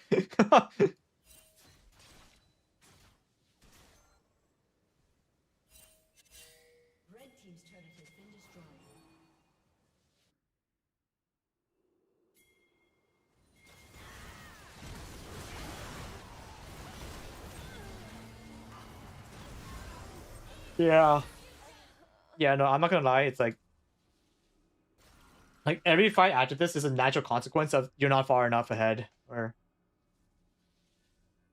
I'm king of wasting time. Yeah, you are wasting time. Like, bro, no. Bro, your time is so valuable, man. Your fucking time. Okay, so I'm not gonna lie. You said that you were diamond and you're gold 3. I'm not gonna lie. I don't. Were you actually diamond? Like, just tell me dead ass. Like, were you actually diamond? Like,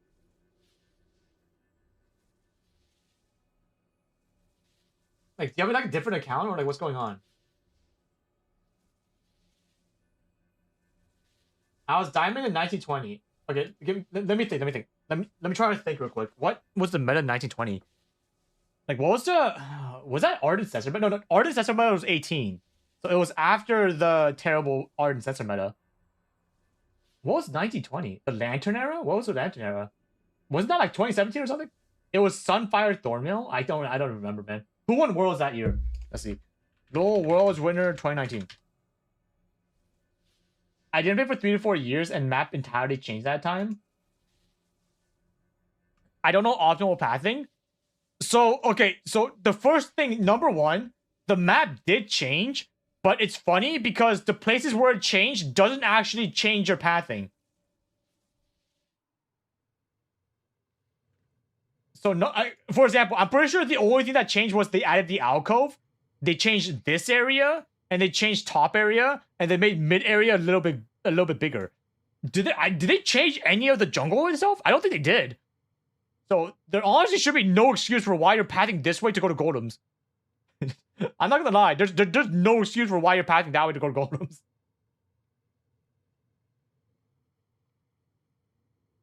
It's like all the things that change the map has nothing to do with this side of the map. Like what? What do you mean, brother?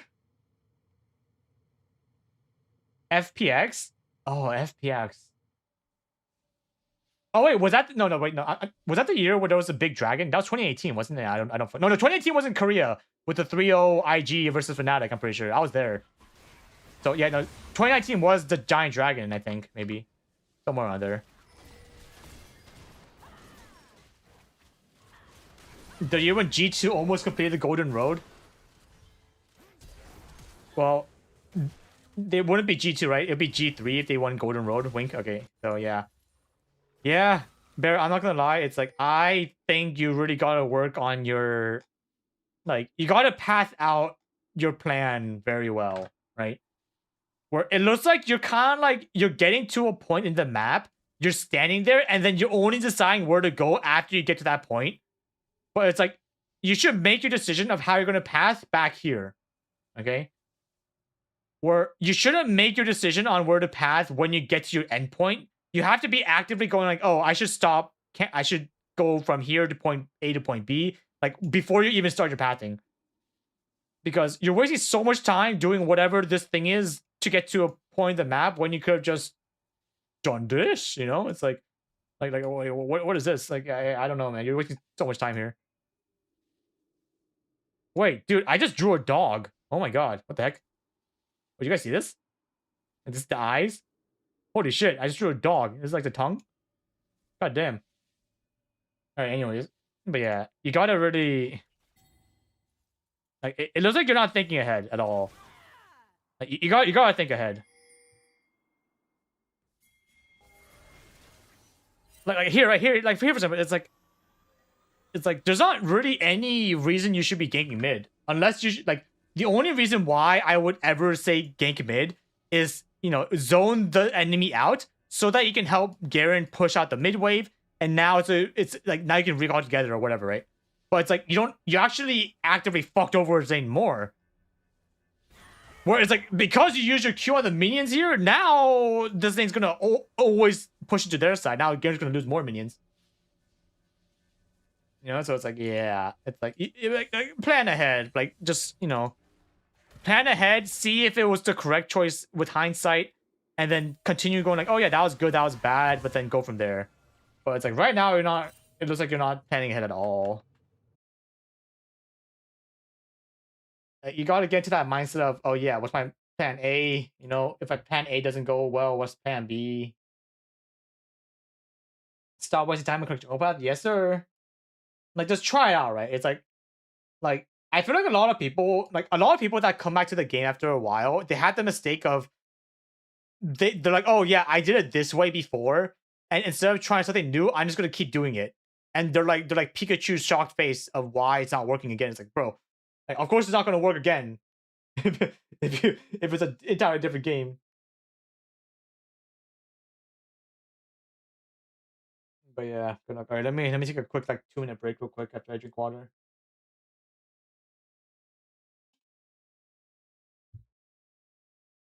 Uh oh god, I'm so tired.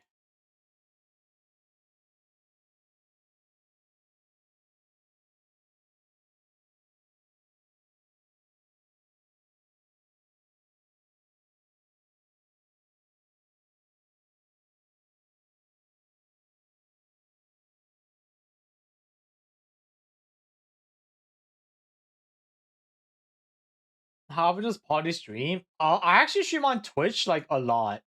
I just don't stream on YouTube that often because whenever I stream on YouTube, I use my mic. Whenever I stream on Twitch, it's usually with no mic. Like if I just stream on just Twitch because I usually just do like late night streams. Yeah. So whenever I have the YouTube chat up, that means I am my mic on. But yeah.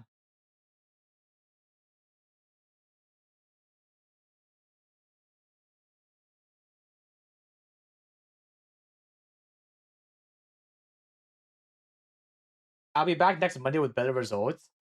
So I'm not gonna lie, whenever someone gets coaching, they actually usually play worse in the first few games because they're spending so much time thinking about stuff.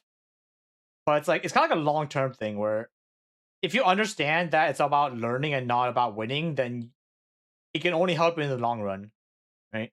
Like for example, I spent the last I spent literally the last year relearning the game from ground up so I can get my fundamentals up. And then after all that learning, I climbed 800 LP like from master 0 LP to like grandmasters literally in like 3 weeks because I kind of crammed all the fundamentals into my brain so that it would be consistent. But yeah, you have to know that it's like a long term process sometimes where just because you don't get immediate results doesn't mean it's like the wrong thing. It just means you just haven't learned enough yet, kind of whatever. Or your team sucks. Could be either one. Is silver too low for review? It's not, but it's kind of like I change what I tell you based on the elo range. So for example, if you're like lower elo, I'll just talk about what you're doing. If you're higher elo, I'll talk about more what the rest of your teammates are doing. So like I'll talk about more macro related things. But yeah, I'm not gonna lie. I try not to review iron players or like bronze players because it's like I don't know. It just feels like they haven't played the game enough to even justify coaching this thing, right? Like usually, if someone's in bronze or iron, it's just because they haven't played the game enough to even know what the other champions do, right? So yeah, it's like it's different.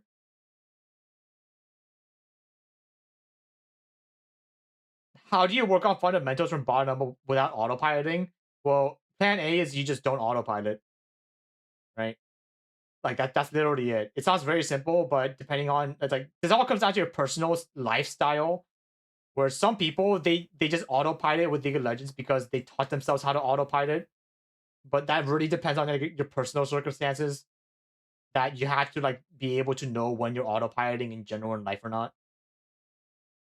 Hard to catch yourself. It's really not if you know how to stop yourself. Right? It's like, but that's a personal thing. Like I have to pretty much just be like your therapist for a bit for you to figure out if you're autopiloting or not. To be honest, like for example, right? For example, like if you're watching brain rot videos 24/7, then yeah, no shit, you're gonna autopilot half the time because you don't have the attention span to even like think about what you're doing. But you know, it's like that's outside of League of Legends. I can't just tell you to stop watching brain rot because if you're watching brain rot, that means you're probably already stuck in the echo chamber loop that I can't fix by just telling you to stop.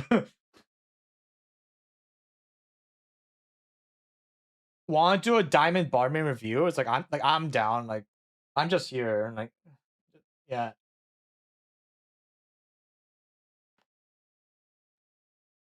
Could you review games? I put all the rules in the description. If you want a VOD review, check the description. Like all the rules are literally just there in the YouTube description. Yeah.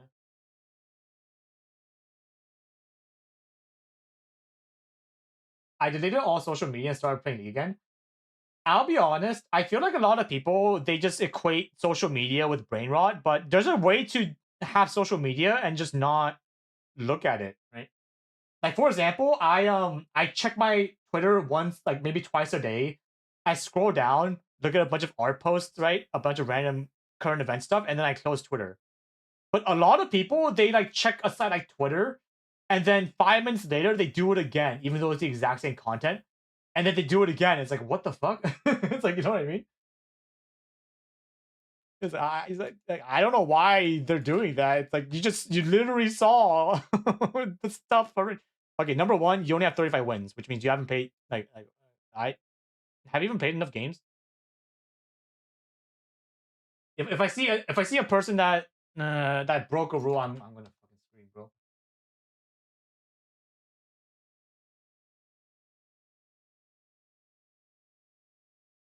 Yeah, you only pay like 60 games a season. That's not a lot at all. Like, do you even need coaching? One of the rules I put down in the description is that you have to have enough games where you justifiably like, oh yeah, I'm bad, or like, oh, I'm stuck. But I feel like you haven't played enough games to even know if you're stuck in your elo range or not.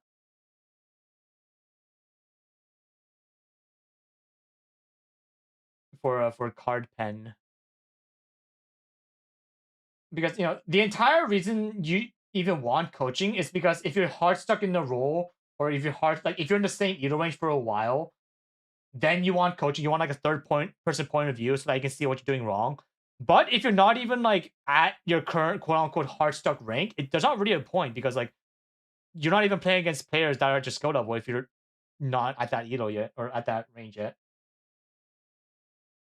What would you consider enough games? Well, if you play in your current range for like 100 games or more, then you're probably hard stuck because like that means you've reached the point where the amount of games you play justifies like you reach like the statistical average of, oh yeah, it's like it's not my team's fault now, it's actually me. I'm returning to game always capped around this elo though. I'll be honest, I don't like watching people that return to games too because like, same thing. Like they're still learning how to relearn the game. So it's like it's not a good representation of if they're hard stuck or not. So like yeah, it doesn't make sense.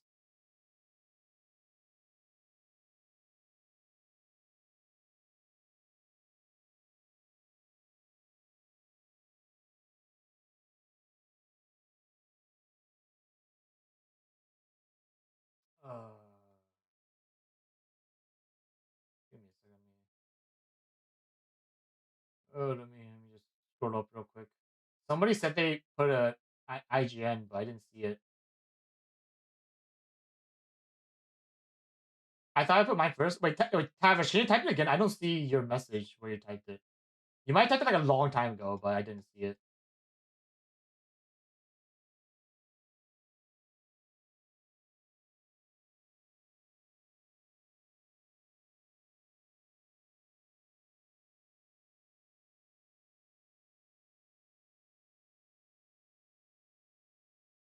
I'm just waiting for the YouTube delay to kick in because there's always like a small delay.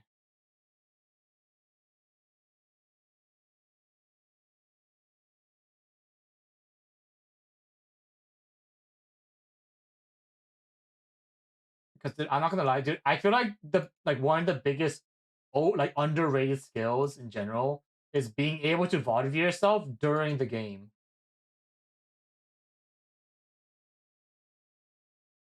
right? Which is very hard. Where I feel like a lot of people they don't know how to remember what they did even like 10 minutes after a game has ended. Which is kind of like that's honestly like that's like a like personal learning thing though. It's not really a League of Legends related thing at all.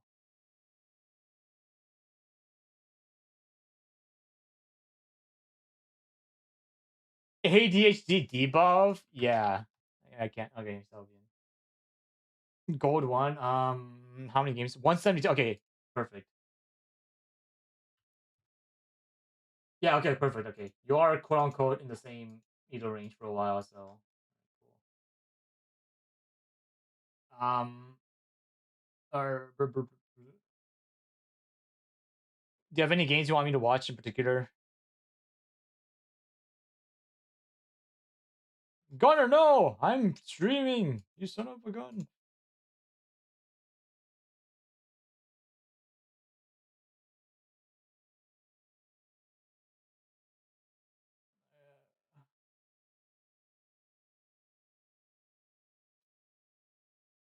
My most recent. Okay, sounds good to me. Oh, Lucian Nami. Yeah,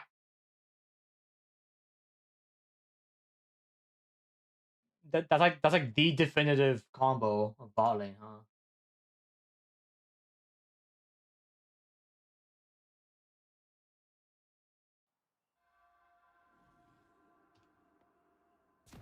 Dude, coaching always takes so much out of me because I'm actually like focusing on the games. I use my brain a lot. Oh, it always takes so much out of me, man. Let me just think for a second here. Alright, where are you? There you are. Anyway, fish. Oh my god. You're on a ship. Jesus Christ. Welcome to Summoner's Rift.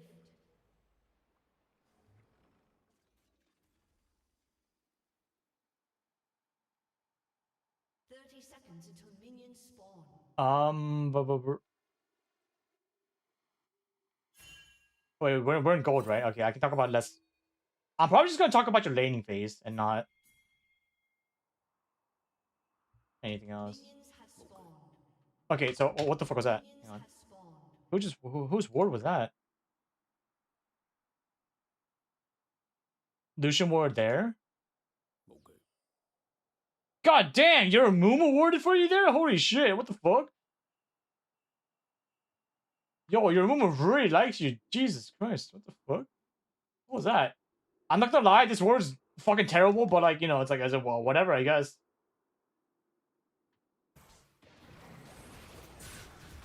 Okay, so okay, number one. Okay, number one right at the bat.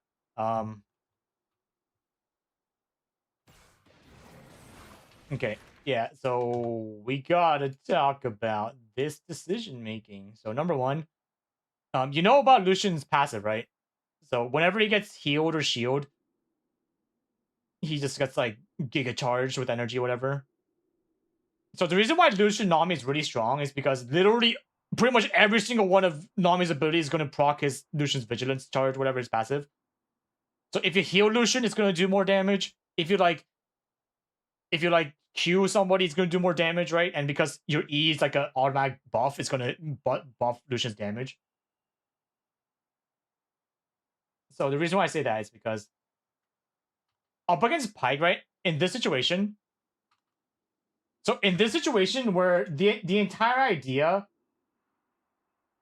is that you know, like, because like, just to position, you're gonna probably auto attack, right? Get some damage off and run away. Number one, you're way too far, right? If you wanted to go for that play with W, then you should have been here, W, and then just immediately run away to avoid the Pyke follow up. Actually, no, I should have W'd him. It depends, right? It's like based on your position, you should have W'd him. You should never be the one to walk up if you're this far back. If you're here, then you can just W whoever the fuck you want. Or, right, what I thought you were going to do, because you know you have full vision of them and they're both bunched up, you could have started Q, you know? So after Lucian walks up, does damage, you could Q to cancel the Pyke's Q. And now Pyke's just screwed because you have full vision of where he is anyways. So here, right, it's like, I thought you were going to Q. I was like, oh, like, Nami probably walked up because she wanted to Q this here, but then you went W, and I was like, oh, you're going to get chunked like a freaking motherfucker here. So it's like you lost so much damage that Lucian could have done because you didn't W him. You also didn't W after the fact, which means that, you know, it's like you didn't walk up to get the bounce back of the heal, so now like you don't get more HP back for a bit. You didn't Q so that you didn't cancel the Pyke's Q, and now Pyke, because if he has Head of Blades, can do a shit ton of damage to you, while Misfortune also does damage to you back while Lucian's already out of the fight. So it's like, yeah, it's like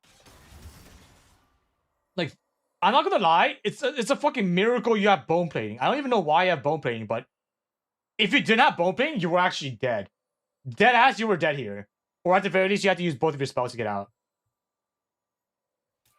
So it's honestly a miracle that you even got out unscathed here.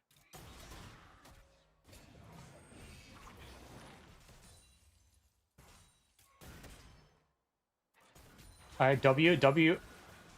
Okay, yeah, I really wish you W'd your Lucian. Right? Yeah, it's like, now that you know the interaction, right? But the entire reason why Nami Lucian is good is because, you know, Lucian's passive does really well with Nami's W.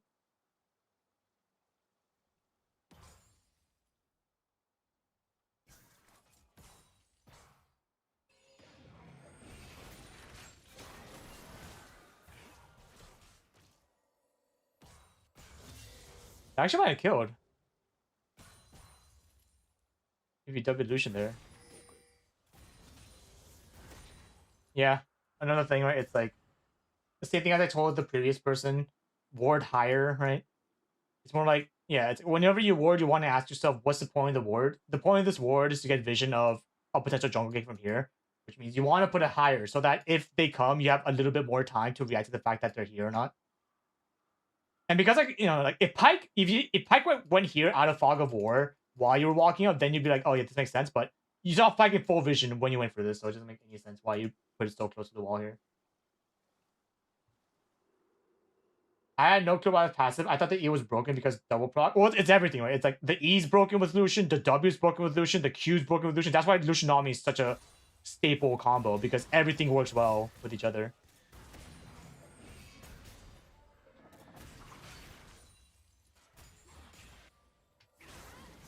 Also, there's actually a ton of times when you can go for attacks. So here, right? So here it's like this Pike's trolling because he's in gold, where it's like the only angle he can actually hook you from is like here if you just stay mad minions. But it's like a lot of people, especially when they're low, they don't know that they can just hit the Pike now, right? It's like there's like while he's pathing this way, you can keep hiding behind minions, but then you can auto attack him, like auto attack him while he's charging up like a dummy here. W while he's charging up, right? Like, it's like you can do a ton of you can Q him while he's charging up, and then now it's just gonna get canceled. But like there's a ton of things you can do while he's stuck in this animation. But you just run away because you're scared of a Q that mathematically shouldn't ever hit you. He could go for a flash Q, but I guarantee you no one's gonna be doing that from this spot.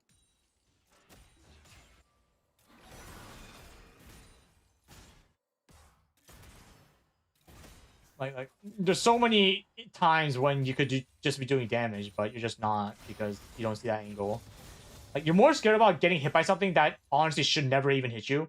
So it's like, yeah, what's the point? Yeah, same thing, right? It's like you also have to start getting into the habit of seeing the game through the enemy's eyes. So one big case is like cannon minions, right? Like whenever you see a cannon minion getting low on your side, you can bet that either the ADC is going to walk up or the support's going to walk up to try to get the full gold or whatever. So while the Pike is walking up to secure the support item kill, you can get ready to like try to stun him, poke him, anything instead of just watching him get it for free.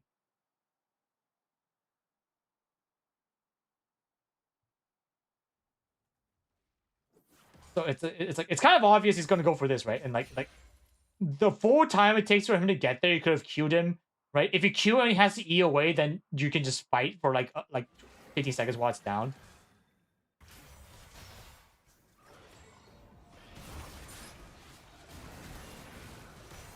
Nice bubble, nice bubble.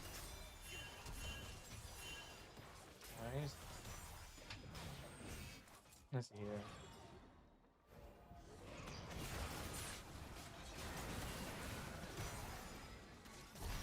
Honestly, that's a really good bubble, honestly. Alright, now show it the wave. Nice. Okay, you guys definitely didn't see this guy, huh? Oh, nice bubble again. God damn. Okay, this is just yeah, you guys just okay, number one, do you play with lock cam or with free cam? Because this guy was in full vision for like a while. Like it's like the fact that he walked all this way and you guys both still didn't see him is actually really concerning. You saw him on vision literally this entire path, and you guys still like even the veils here. You guys still tried to recall here, which is that's like a locked cam issue, honestly.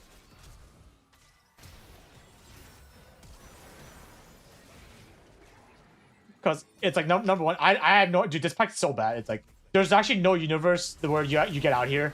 Like Pike just screwed up. I don't know what Pike is doing. Yeah, let's watch here. Like, all right, he and then he could just tap Q here. Like literally just one tap Q and you're dead.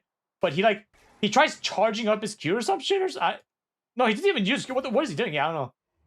I actually don't know what he's doing. You should still be dead. You should still be. There's no words. Oh my god. Auto attack. Okay, you're still dead. Thank God. I was about to say. What item did you get? Amplifying tone fair charm. Yeah, okay, that's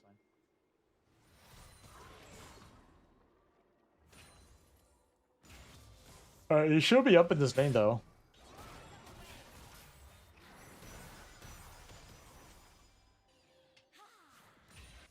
But one interaction you can do is whenever your ADC getting pulled like that, you can buffer your W. You can time your W so that as he's getting pulled, your W is also on the Lucian. So kind of like your W kind of bounces off him and then goes into Pyke. Like it's not even just Pyke; it's just like every hook champion you can just do that. But make sure to do it after he gets hit so they can get the full damage from the heal.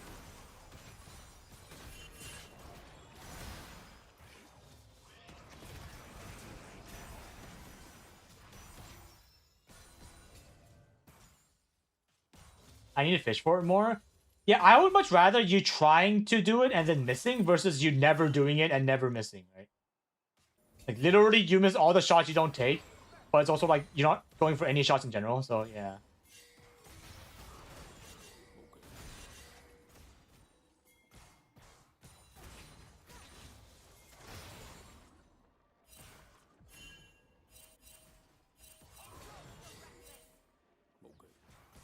I hate that word so much.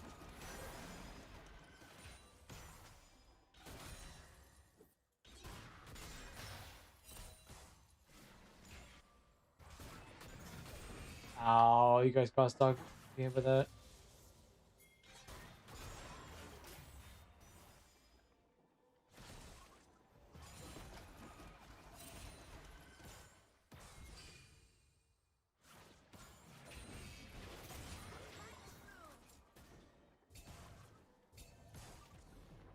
Yeah, no, it's like yeah, I think the only thing okay, yeah, okay. Yo, you got stuck getting hit by those. Like just in general, you're playing too passive. Like, yeah, it's like you're just playing way too passive right now. So here, okay, so here, does Pyke E first here?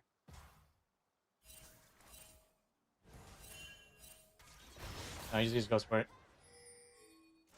It's like right now, okay, so whenever the enemy goes for any skills, so right now in this lane, right now, like we have Pyke Q, Pyke E, like Misfortune, like, you know, like QEW, whatever, QWE. The moment, so right now, like the enemy has a rough total of 3 abilities that they can use just offensively. Like Pyke W is more of a passive thing, so just don't worry about it. But the moment they use 1 ability, now instead of having 5 abilities, they have 4. So it's kind of like you always want to take advantage of the small time frame when they have not all their abilities. So every time Pyke goes for a Q and he misses, you should be using that 10-second time frame to just jump him, right? Like walk up really aggressively, take really weird trades, because you should mathematically, if you just go for like bar for bar, punch for punch, you should win because Pyke has no Q, which makes sense, right? It's like that's just how math works. If one side has 5 abilities and one side has 4, then the 4 side should mathematically lose.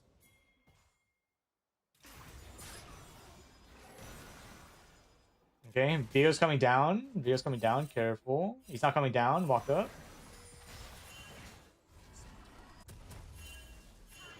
What's your item? Oh. You're from Moonstone, I guess? Yeah.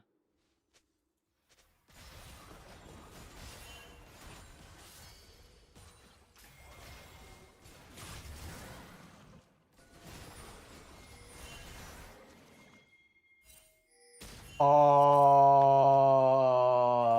okay, so quick question. Is there a reason you're roaming here? So what was the thought process of why you're roaming here?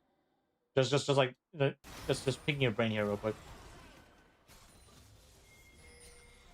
Did Lucian ping something? Did Lucian say he's gonna go back for an item or something?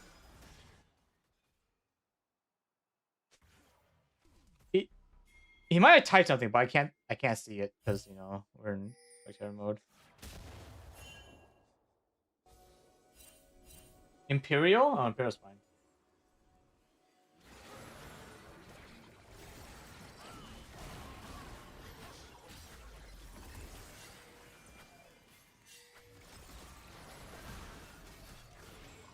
Wait, what?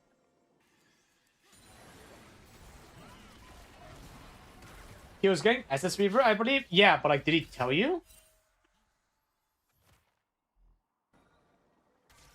Like, I'm not gonna lie, but if you can't see a Viego that's coming behind you for for 4 to 5 seconds, I really don't believe that you know that he was gonna recall for SS Reaver. Like that's just not how It works. He told me? Okay, so he told you in chat. Okay. Okay, that makes sense. Wait, was he a duo? Or were you just, like, in game chat? Like, do you not know who the solution is? Like, that makes a very big difference. If he's, like, your duo, quote-unquote, or if he's just a random guy that told you in chat.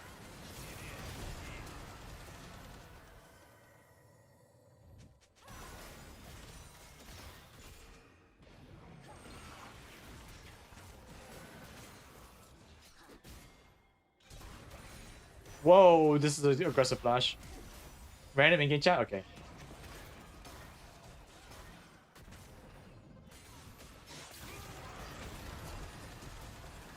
But yeah, here, okay, so...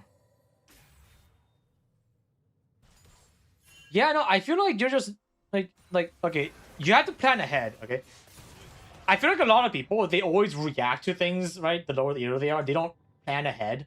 Like, it just doesn't occur to them to plan ahead. But from this spot, Pike just used E and Q, which means, like, this guy's pretty much out of the fight. Like, Pike has pretty much done everything he can, which means this guy's the biggest problem. You have to be ready to bubble him when he ults so that he just gets none of that ult damage off, but it's like, here to watch, okay? Where it's like, you have an ability that can cancel that entire ultimate charge, but you don't use it a single time, which I'm not sure why. Right? It's like if you reacted after he started, then it makes, it's fine, but you didn't even react during it. You just didn't use your ability. I don't know why. I'm not sure what you're saving your ability for, right? In the situation, like just use it. Like either use it on the Pike that used all of his abilities just now, has no way to get out, so you can like Lucian can maybe turn on him like this way, or use it on the bigger target, which is obviously going to ult or like do something, right? Because even if you miss, even if Misfortune knows you're about to Q, like that small time frame can help Lucian get out. Like just use it, right? It's like there's no reason not to use it. I'm not sure why. Yeah, you're holding on to your Q way too much in like every situation. Here too, right? It's like, why aren't you using your Q? Right? It's like either go for their main damage dealers that while you're getting stunned or whatever, he can't do anything. Go for the Pike charging up his Q because you're fully safe behind minions. Like, there's no plan B. You just, it's like, I don't know why you're not using it.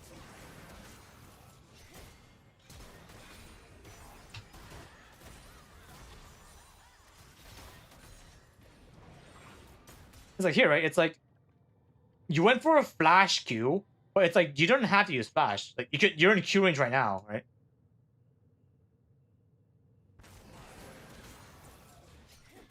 Like no, you're actually in Q range right now without flashing. Like maybe if you order once, right? But then it's like, yeah, I don't. There's not really a reason for this flash, honestly. It's more like you should have already been in position to Q if you're gonna go for that play, but you just like didn't think about it until you saw your Mumu like fully showing up in the lane, which is already too late.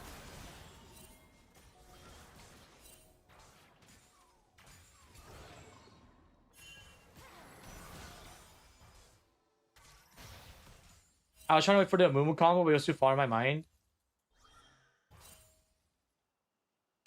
Yeah, but that doesn't mean you should be so far back that you have to flash to get back into range, right? Like I guarantee, I'm not gonna lie, it just feels like you're making the things up like right now. Like, you 100% probably weren't even thinking about that until. Because right now, right, it's like right now, I feel like you didn't even know Mumu was here until like after it was out. Because if you knew Mumu was here, you would have been already jumping this guy or this guy. But like you kind of realize just now, like, oh shit, Mumu was here, I should do something, and then you had to go for a flash to like make up for that fact. But like if you knew he was coming, then you would have already been like melee range going for some kind of Q in the first place.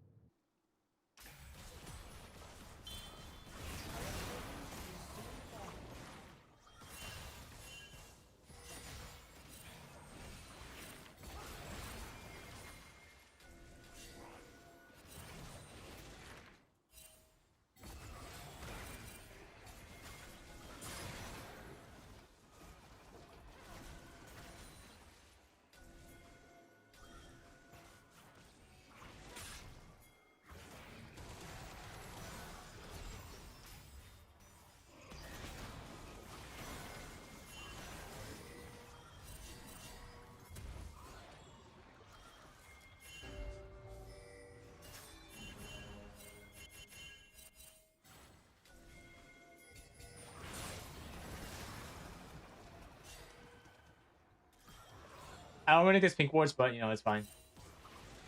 I'm not. I'm just focusing on your gameplay right now. I don't really care about your warding. Yeah. Oh, nice combo. Nice combo. Nice. Nice. Let's go back a bit. Oh, go stretch. Okay.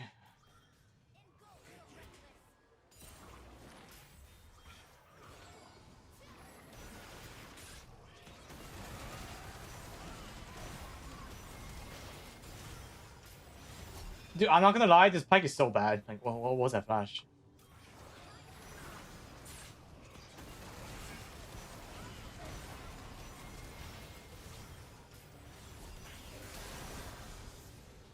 What?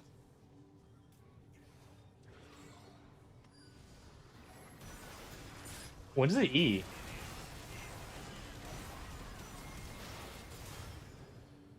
Because like I was like Pike. That's a good Pike flash if he has E and then you know flash behind to get a stun and then he kills. But he just doesn't use it.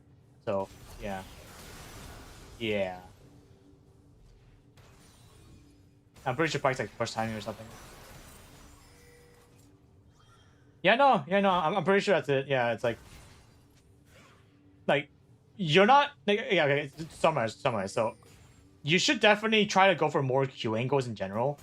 Because like you're not even losing on mana. Like your mana is perfectly fine. So there's not really a reason not to try to hook fish for stuff. But when I say I want you to go more for Q, like go for more Qs. I'm not saying just spam them. Like I don't want to say just spam them out into the open for no reason and just wasting them. It's more like try to time them with something the enemy's doing. So in this case, if you're sure, like for example here, right? For example here, if you know that you're safe behind minions, right? Like you know for a fact, like just 3 minions Giga Chat blocking this entire line for you.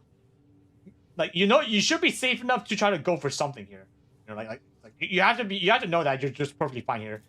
But do you see how like he literally walked all the way into like melee range of the minions, but then you could have gone one auto attack, a Q maybe, a W, and then like you could have gone 2 auto attacks, a W, a Q, and he would have been like chunked out for at least like 1/3 of his HP.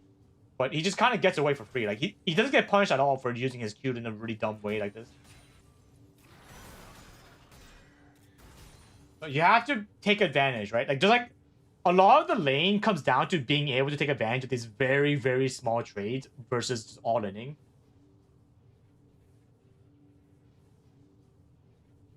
So yeah, it's like just be more aggressive. Like you can't just play passive the entire time because that's gonna like the reason why playing passive is such a bad idea is because it's very inconsistent. Like your success in the lane will be heavily dependent on how good your ADC is. But if you know how to be aggressive, you can actually just your ADC could be really bad, but you can still solo carry the lane by yourself, which can only mean that you're gonna climb faster than they are. But playing too passive means that you're relying so much on the ADC that there's a reason why you're just coin flipping on if your ADC is good or not, like good enough or not to carry the game, which is why people get like heart stuck. So yeah, you want to be aggressive. You want to be aggressive so that you can choose when to be passive, because it's easier to be really aggressive and like tone it down a bit versus being so passive and then bringing it up a lot.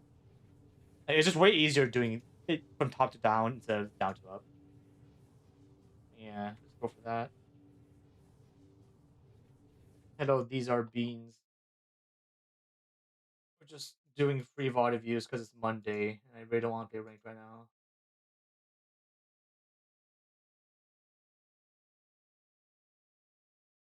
Alright, let me just take a quick breather for a second. Oh, I'm so tired. Oh god. Alright, I'm gonna go to the bathroom, alright? I'll be right back. Just need a quick break for a sec.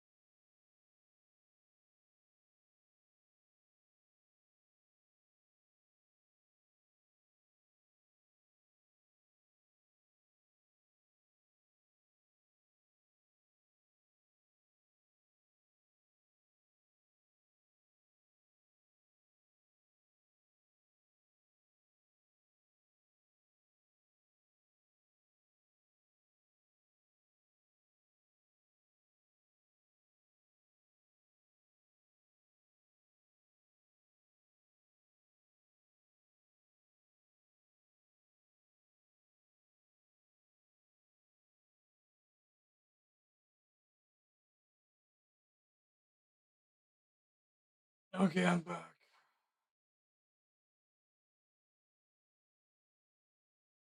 All right, what's the plan?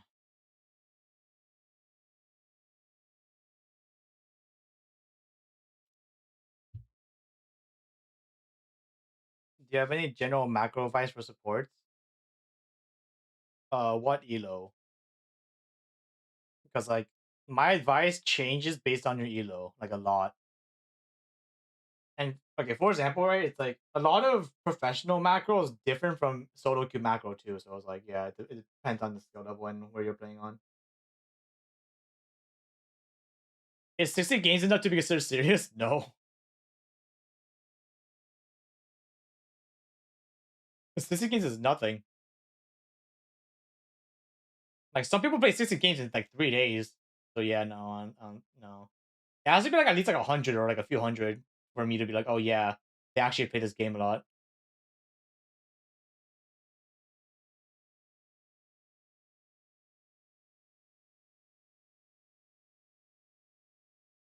Dumb just released the new world stuff. Can you do a watch together with it? No. I try not to watch other YouTube videos in general while I'm streaming on YouTube because the copyright system in YouTube is way stricter. And I don't want to get my channel fucking striked because I randomly watched a video for zero reason.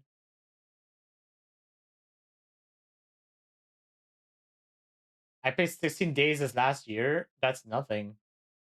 I played 16 days in the last 16 days. Like, what?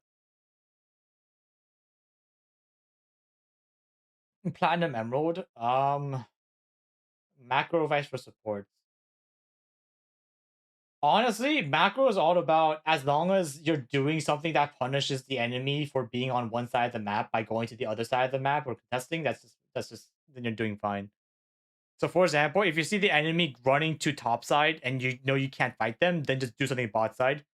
Vice versa, if they're going bot side and you know you can't win, do something top side. You know? Like you have to just choose your fights right. Like what idiot would go into a fight knowing they would lose? Like what idiot would do that? But people do that a lot in League. So you can say that there's a lot of idiots, huh? I'm at 185 games. No, that's fine. I think that's a good number. As long as you don't have like a 90% win rate or like an 80% win rate, then it's fine. Like usually coaching and such VOD viewing is only useful if you have like 50% win rate or like somewhere near there. Because that means you know you're like kind of capping out at where you can climb. It depends.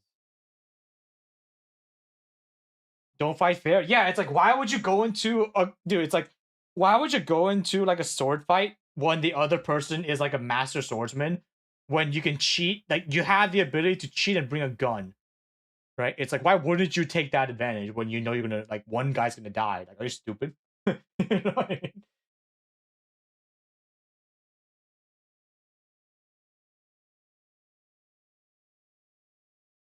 Like, dude, if you got into a fight in real life, right, and like you can't escape, you have to fight the guy. Like, you can bet that I'm going to start punching like your balls or like stabbing your eyes, right? I don't give a shit about honor and like going for boxing rules, whatever. I'm gonna target you where you're weakest because like, god damn, this guy's jumping me in the alley. You know what I mean? Yeah, no. The gloves are off in these types of battles.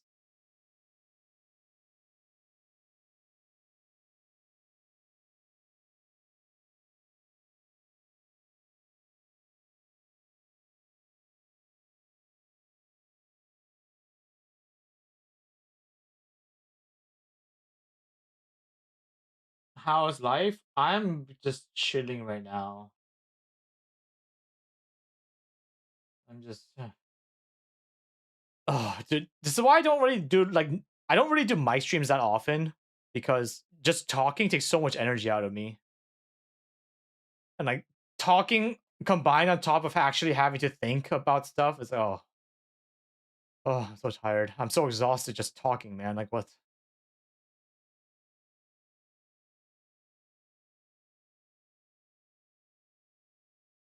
Oh my god.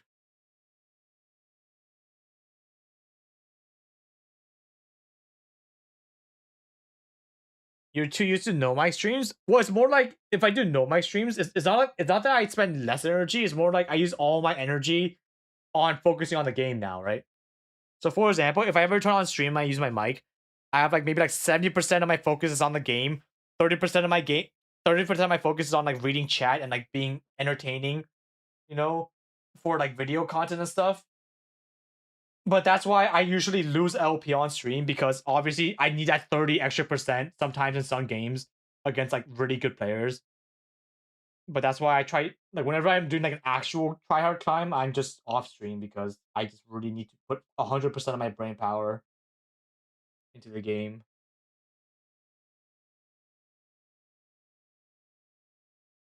Probably hates talking to us. Maybe. Lamau. Oh god.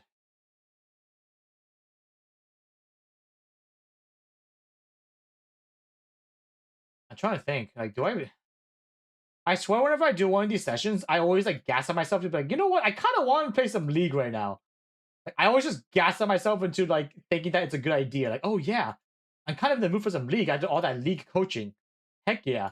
And then I play one game, I lose it for 15 minutes because my team's trolling. I'm like, fuck, that was a terrible idea. Like we are 3 wins off from GM again. So we could just hit it and just call it for a week, but I don't know. ARAM Mayhem. I don't really want to play any for fun modes until I get back to GM at least, because season's almost over. And I actually think there's a good chance I can maybe get Challenger if I like do one single good day equals Challenger, right? I have to just somehow play in that one day when I'm like super locked in. My teammates are like above average and I just climb 300 LP. Like that could happen. That's what happened last time where I just won like I literally climbed 700 LP in like 3 days because I just randomly locked in. How do you determine if you're playing poorly or if it's a team issue? It's just feeling. I'm not gonna lie, like the most consistent method I found is if my OPGG score is MVP or not. Like that's literally it. So for example, right? For example, if I just use my own match history, right? Like whenever if I see these green things or these yellow things or these purple things, right? Then on OPGG, I can pretty much go like, oh yeah, I'm doing good. But the moment I see none of that, so for example, you see like I got 8th place struggle, 7th place unyielding, but no green or yellow or purple, that means I'm probably doing bad where I should probably stop for the day. But it's not always the case. Like for example, like it's like right after these two potential losses, I started doing really good again. So it's like it's not consistent, but sometimes like I'll feel it, right? I'll kind of get that feeling. Oh yeah, I'm kind of doing bad right now. I can feel that I'm not focused, but most of the time I usually am focused, right? Because like why am I don't really play League if I'm not focused in the first place, anyways. You ever use DPM lol? You mean deep lol? I do use deep lol. Is that DPM? I don't know.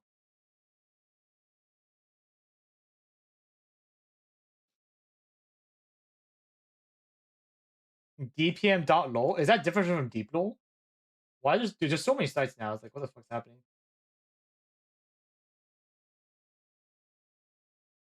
Different? What the fuck? What's the point?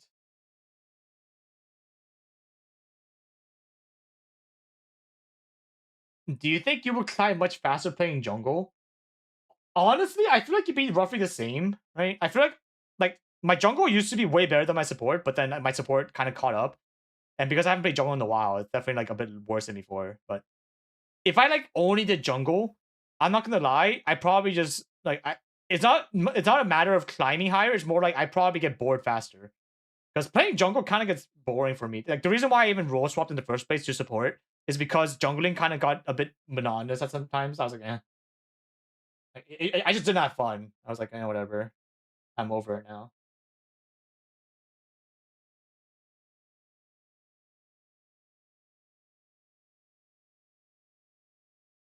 They got like an out of 100 score. It's like I know there's like, dude. Oh my god, the one thing I hate is when on deep low is I play a game. I check the game. I see literally the professional icon next to their name, which means they're a pro.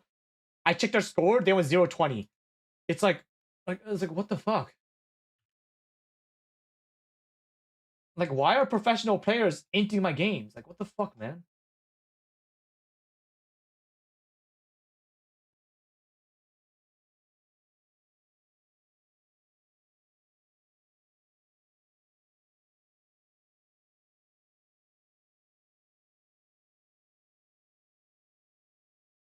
Is the coaching session over? Can I still submit a request?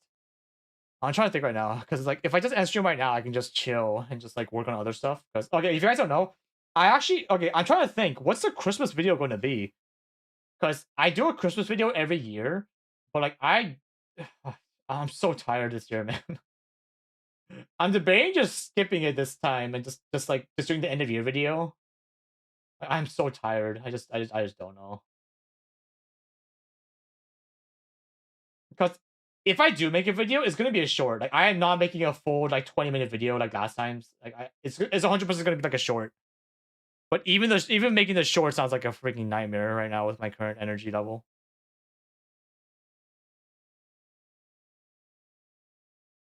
Like, do I just chill? Because like right now, I have the next 2 uploads done. So the next video is gonna be uploaded on like 25th, I think, right? Like it's not the Christmas video, but just like a regular video.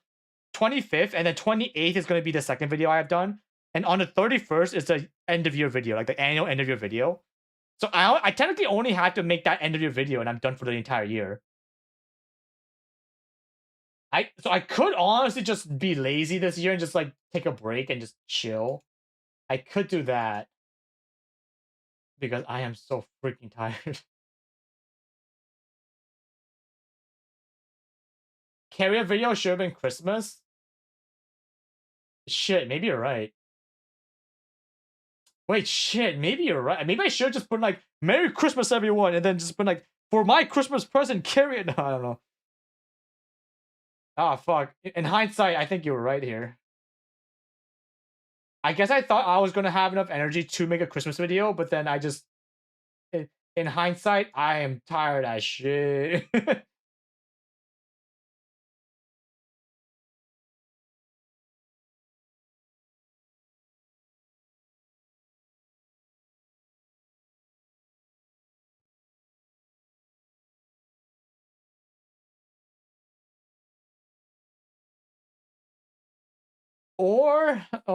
Dude, what if I just played ranked right now? If we lose the first game, we just end stream. All good, whatever, right? If we win though, we just keep playing until we lose. We could do that. One game, no talking. I can't no talk when I have YouTube stream up. Rest. The funny thing is, I somehow play better when I'm more tired. I don't know why. But this only applies at night. So for example, like whenever I play at night, it's usually after a long day of working on videos, working out, doing stuff, talking to people. And it's like at 10 p.m. right before I'm about to sleep, I play games, but that's usually when like my brain is so focused because it only has enough energy to focus on League of Legends and nothing else.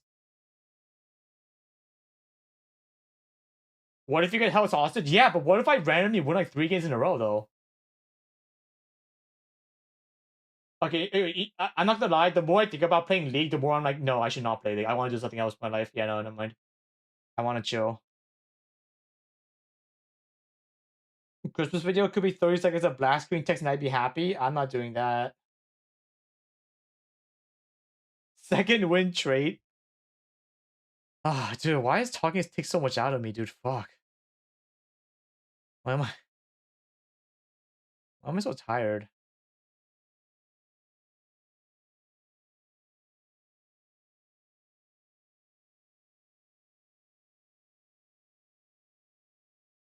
Okay, here. Okay, okay. For now, let's do another VOD of you. All right, just type in your IGN. I feel like just sitting here doing nothing's not gonna do much. All right, type in just first come first serve. Just fucking just whatever. You know the rules. First come first serve. VOD of you time.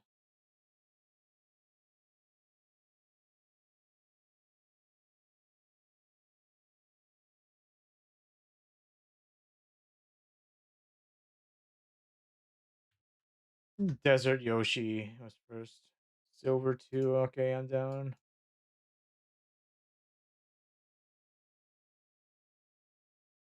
All right. Is there a specific game you want me to watch?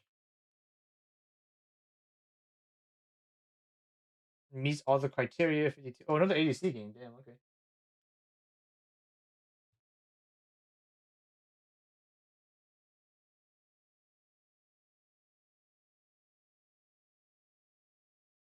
You want this Jin game? You want this John game? Last game I felt powerless.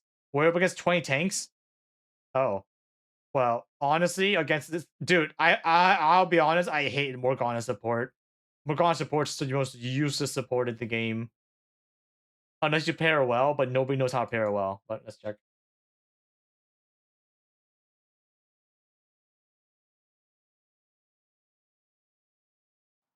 Silver 2. Alright, here we go. We're watching John gameplay. Welcome to Summoner's How do you Rift. check how many games you played? You just count. 30 Count or seconds just go to a until site like minions spawn. OPGG and just type in your username.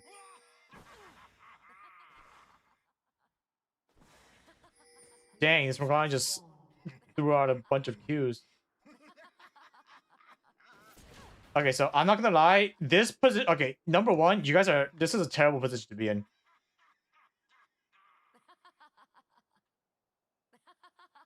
Okay, so number one. Okay, number one, Morgana has Q start, which means if there's a single minion in her way, she's not gonna land her skill. Okay. Number two, the entire point of camping this bush early is so that you can like maybe get some cheese, like maybe like an extra auto attack off in the bush and then run away immediately. But that's entirely countered if the enemy walks up with their wave. Because if the enemy walks up with the wave, it's no longer a 2v2, it's now a 2v fucking 8. Because now the enemy has 6 minions potentially helping them while you're stuck in the middle of nowhere. So honestly, if you fight right now, you guys are there's no world you win. Because if Lux started Q, right? If God forbid Lux started Q, and she gets a 2-man run, you guys, with the empowered 6 minions with her, you guys are just dead. Like, you guys are dead. Like there's no world this works out for you. She started Q. Oh, you guys are dead. Oh my god. Oh my god. Why didn't they ward?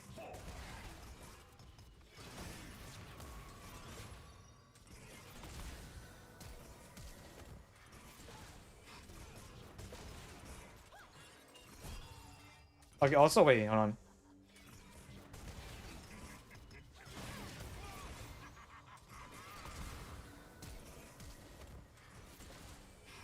I feel like you should. Okay, number one. Lux actually walk back into range for you to have gotten her there. Like,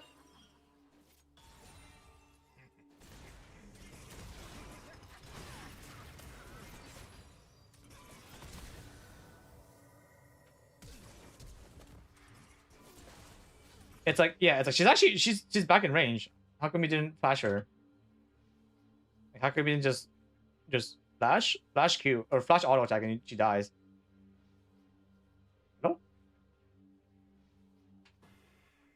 Morgana trolling. I don't think Morgana actually did that bad. Like she walked up to get into range of her Q, and then she landed the Q.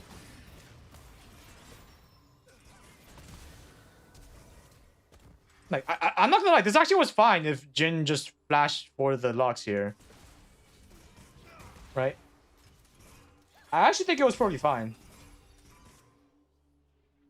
Fight, fight, fight, fight. You have minions, you have minions, you have minions, you have minions. Yeah, you have minions.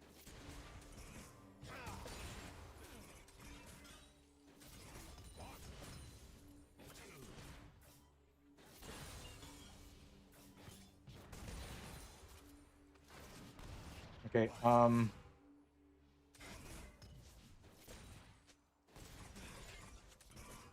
not gonna lie, I saw 3 different kill opportunities there. Like you could have killed somebody 3 times in a row here.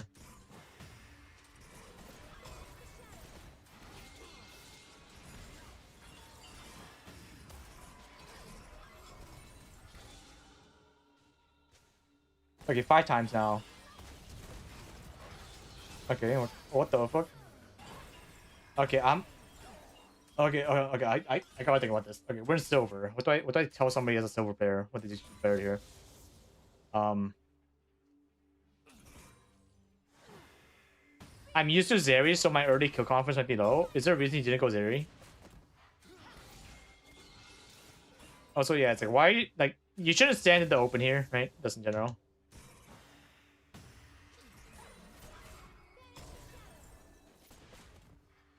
Yeah, it's like yeah, just Aphelios is just gonna Q, so just hide behind your minions.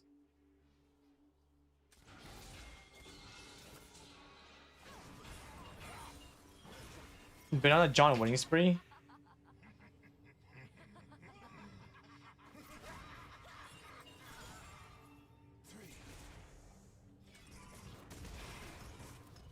Also, I don't like how you're like. God, there's so many things I want to say, but I don't even know if a silver player would like understand what I'm saying. I'm trying to think here. I'm trying to think here. With average 15k, I don't know what that means. That number means nothing. What does average 15k mean?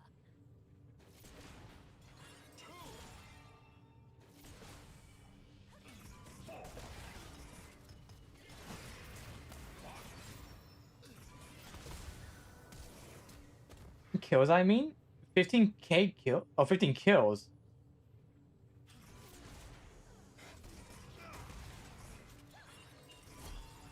Fuck, what do I say here? It's like, I could say everything I want to say right now, but like, I feel like 99% of what I say would just not be understood, which is why I'm trying to think right now really hard what to say here.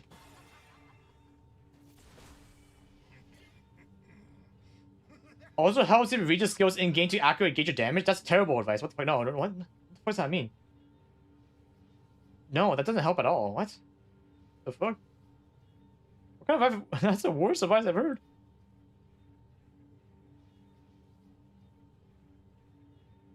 Like you don't understand damage by reading what the number is. You understand damage by hitting somebody with it and seeing how much of the bar above their head goes down. Like what? Bro.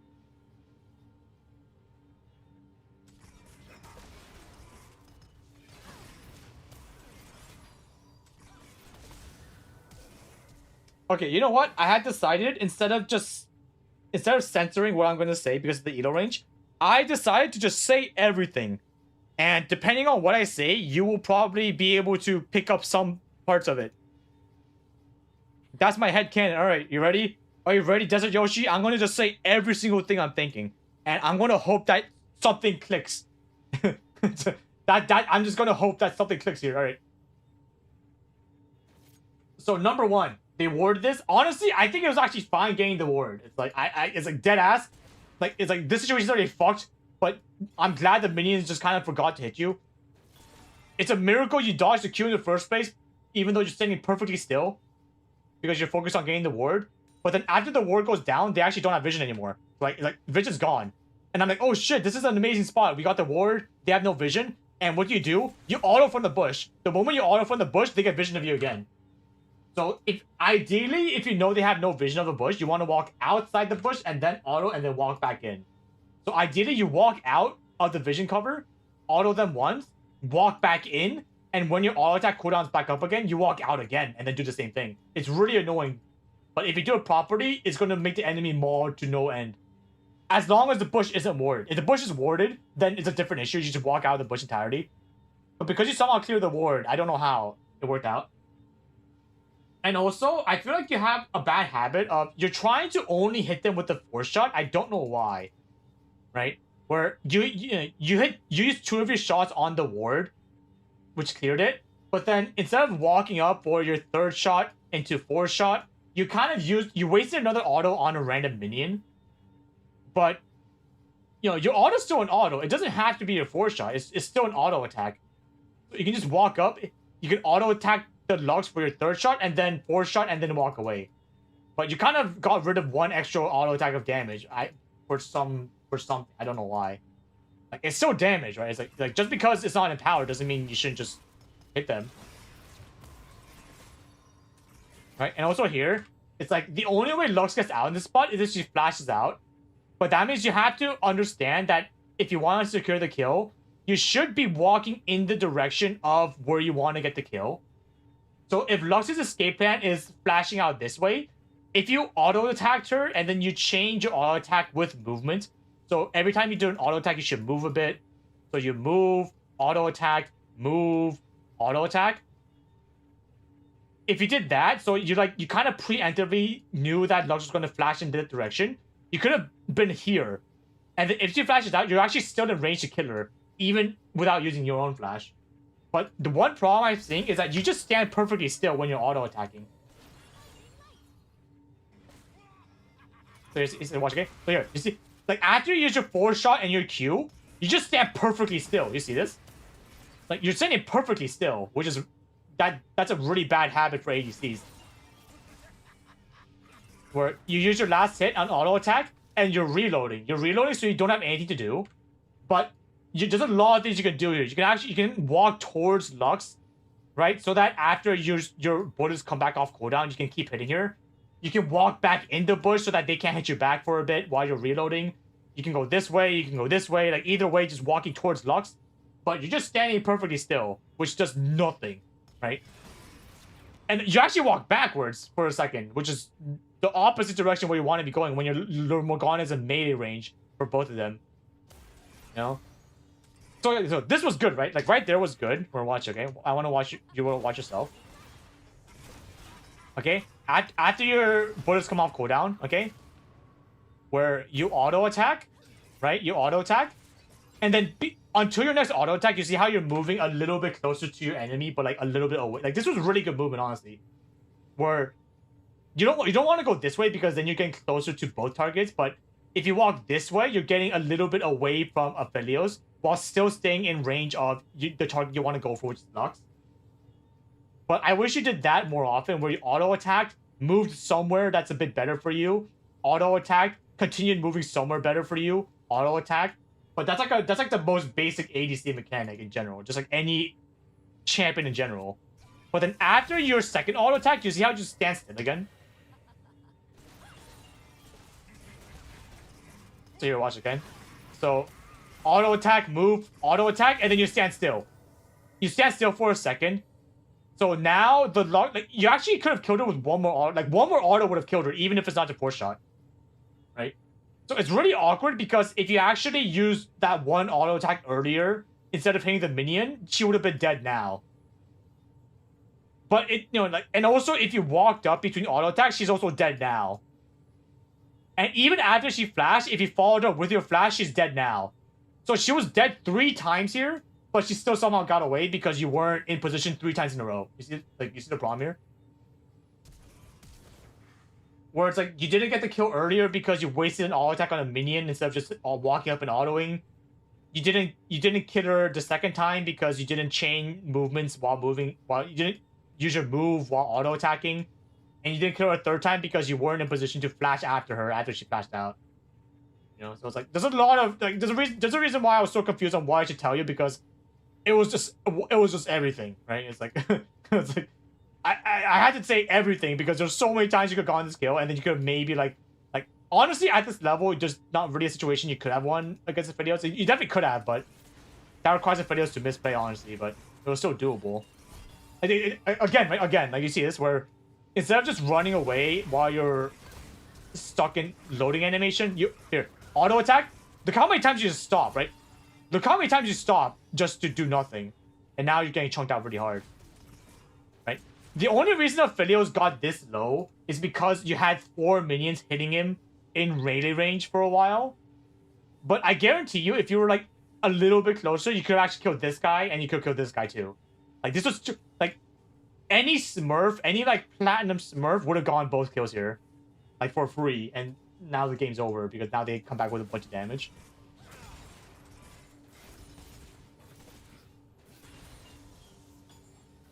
I am not the best at movement, but my mouse is replacing as well. It's a double problem.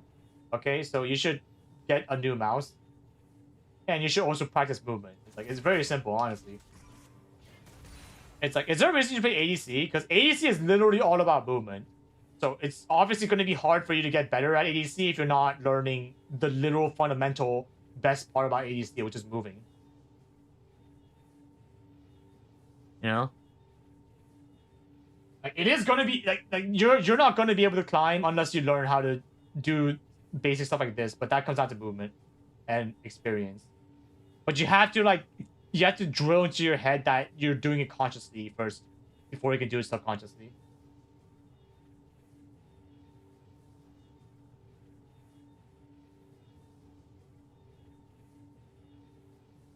But yeah, I'm not gonna lie, it's like I feel like I can just not watch the rest of the VOD. Like that's the main problem I already saw. Like the only homework I have for you is try to move between each auto attack. Okay. So every time you auto, until your next auto attack comes out, try to move. Like it's very simple, but you have to learn the basics first before you even do anything else, right? Like it doesn't even matter what part of the game. It could be early game, it could be mid game, it could be late game. Literally every single time you auto, I want you to move, right? Because you have to be able to click more times than just autoing. It's like that's just the simplest of basic movements. Right? Like learn that first. It's like that's the only homework I have for you because I guarantee you if you get that down, everything else will just like you have to get that basic down before anything else, or else yeah, like there's nothing else you want to focus on.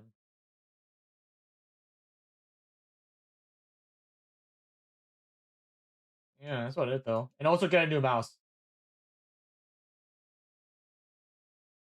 Buy a new mouse.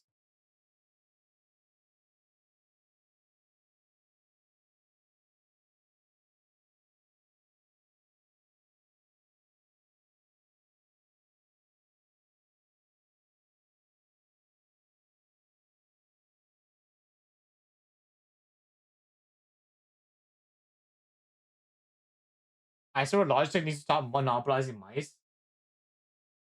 Is that a good thing or a bad thing? Like I have a Logitech. I have a G102 LightSync gaming mouse. That's what I use because my hands are small. Mods are so bad, really? I've been using this mouse brand for like little decades, and I have it's been perfect for me.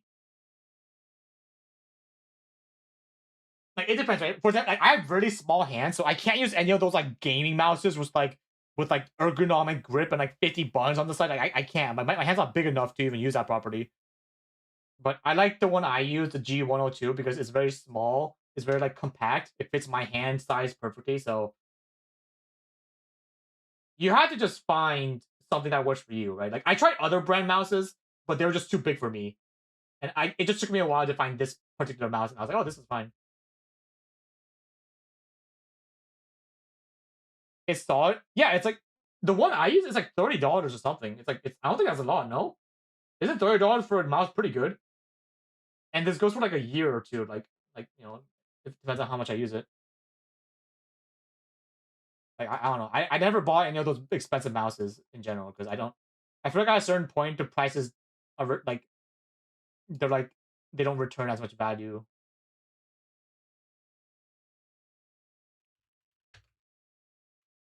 30 is a steal, yeah, but like it's been 30 for like a super long time. That's the thing though. So it's like yeah, I don't know.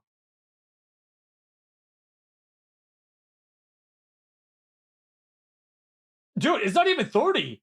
It's $20 right now. Holy shit. Oh, should I just stock up? Fuck. Is it Christmas sale? It's literally $20 for this mouse. Like fuck, man. Ain't no way you're telling me you can't invest $20 in the mouse. That's in a freaking meal right now.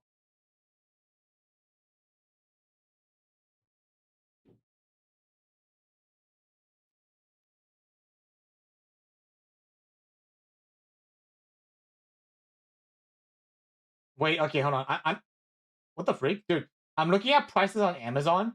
The white version is $35. The black version is 45. Why is a color change $10 more expensive? What the yo, what the fuck? What is wrong with you guys over there in America?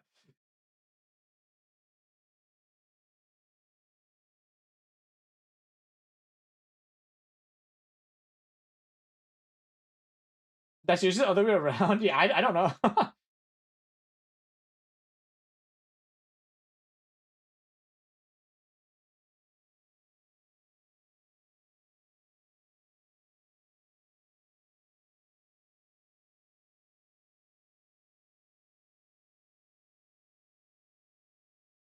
Why more money? Yeah, I don't know, man. I don't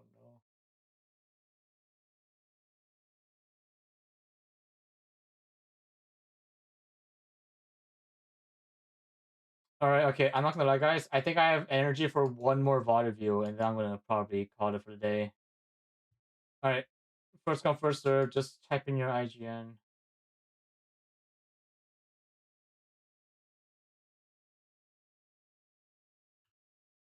Okay, here we go. Mr. Lightbulb.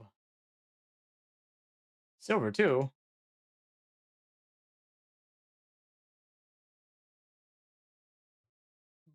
Brother, where are the rankings?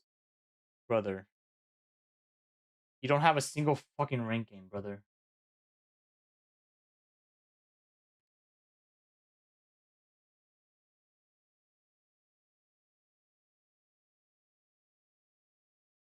Dude, guys, there's like 4 rules, man. How are people not reading the rules? Next person, C9 be gone. Platinum 1. Yeah. Wait, hang on, give me a sec.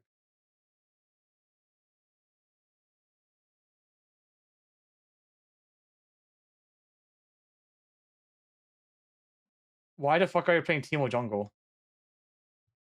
What's wrong with you? I don't even want to review this game.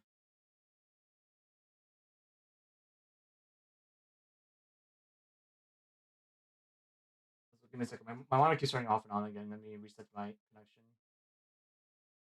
I do have to get a new monitor. Like, the monitor I've been using is like 10 years old plus. But maybe I should just get a new one during the Christmas sale if there's one.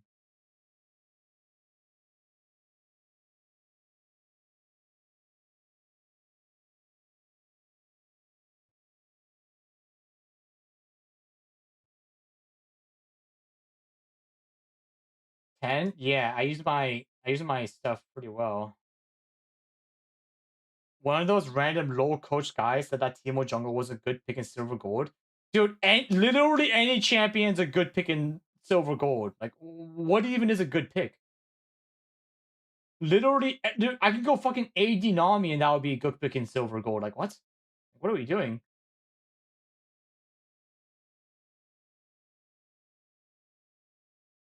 That's an interesting chill build. Really? It looks fine to me, honestly. Like, dead ass, it looks fine to me. Alright, here, fine. Fine, here, Red Bull. I will review your Teemo Jungle game, whatever. Which one do you want? Do you want a Teemo Jungle or just regular Teemo? For like, fuck it. How do I snowball with Victor when in the lead? Well, you're playing Victor. You should naturally be snowballing if you're playing Victor because it's way better mid to late game.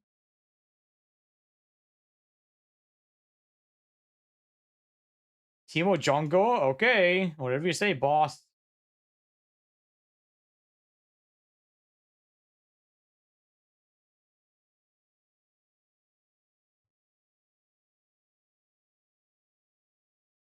I never heard Potty be so excited. I'm just so tired, man. I'm so freaking tired, brother.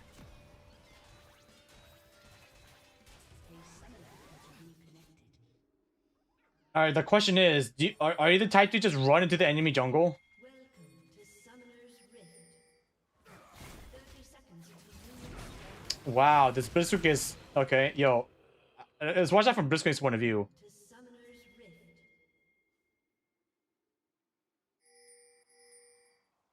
God damn, get jump scared, loser. 30 seconds until That's why you. That's why you don't go for that play. Wait, who got the kill? Did you get the kill? Cassidy got the kill. Oh, it's so Jover. minions have spawned. Great timing. Well, it's more like nobody was with the Blitzkrieg, so like Blitzkrieg shouldn't even have been there in the first place. God damn! Look at this kiting. Jesus Christ. Also, just quick reminder. If you're like in lower elos and you want to know how to quote unquote get the most optimal pathing, just look it up, right? Just literally just go to YouTube and type in your champion and then fastest clear time and then just watch the most recent video. Alright? And then just copy exactly what they do. And that should honestly be okay.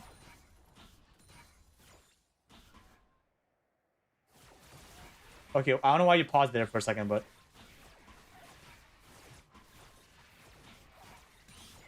damn, okay. Okay, look at that clear time. Okay, not bad. Auto attack each small one so that it goes down with the poison. Giat.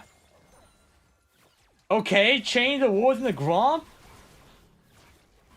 Pause for stealth attack speed. God damn, this guy only. Whoa. What? Oh. Whoa, hang on, wait. Bro, wait. I just realized. I was like, wait, your pathing is pretty good. Only to realize it's 320. Bro, you can't even full clear under 320. Wait. There's what? How slow is Teemo's full clear? Teemo isn't I thought they buffed Teemo jungle like a few years ago. Give me a second. Give me Teemo jungle clear time.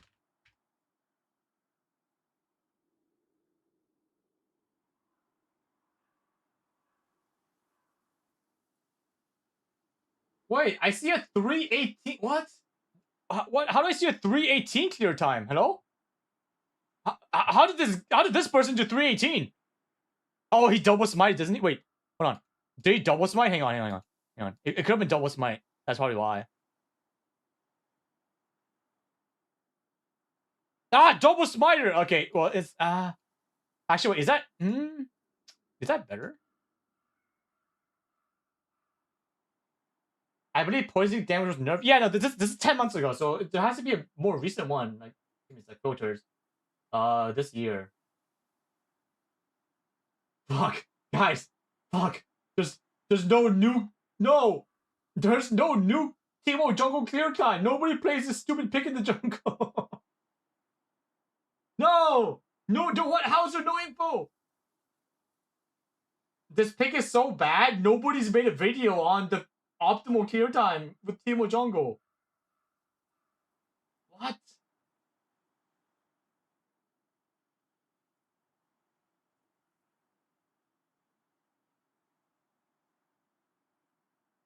Wait, no. I found it 5 months ago. I found it. They also got here at 320, so yeah, I guess that is the fastest clear time, huh?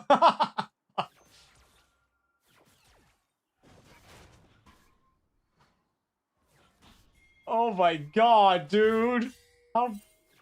Why are you playing this pick? Like, what do you like about Teemo jungle to torture yourself so?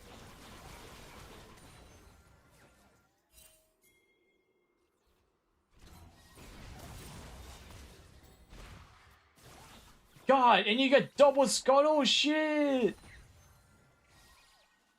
Now the question is, are you going to do 9 camp clear into recall? 9 camp clear into recall? 9 camp clear into recall? Dude, what the fuck? Hey! There's a Lee Sin! Hey! Okay, number 2. What the fuck was Lee Sin's pathing? Hang on. Where the fuck did Lee Sin path, huh?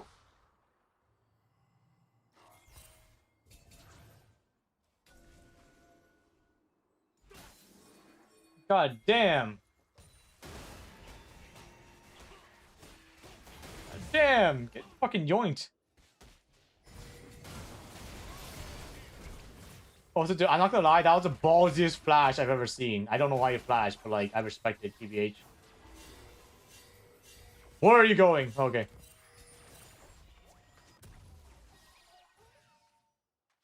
Alright, like, you got laundries. Not bad. The music stopped. I just love Teemo, that's all.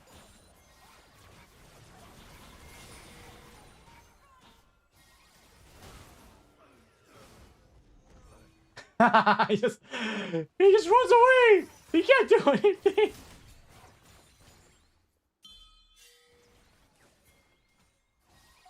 Oh, here comes Teemo. Here comes Teemo. Oh shit!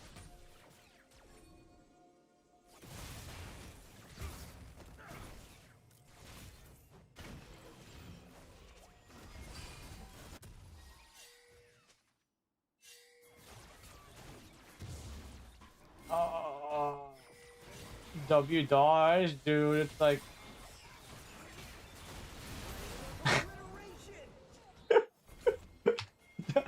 Oh.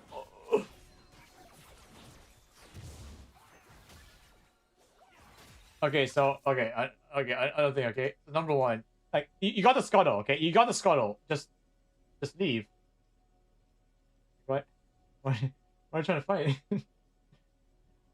Your casting is 1 HP, man. This was bad. Yeah, it's almost like going for the fight wasn't a good idea, huh? No, Tito. Tito, no.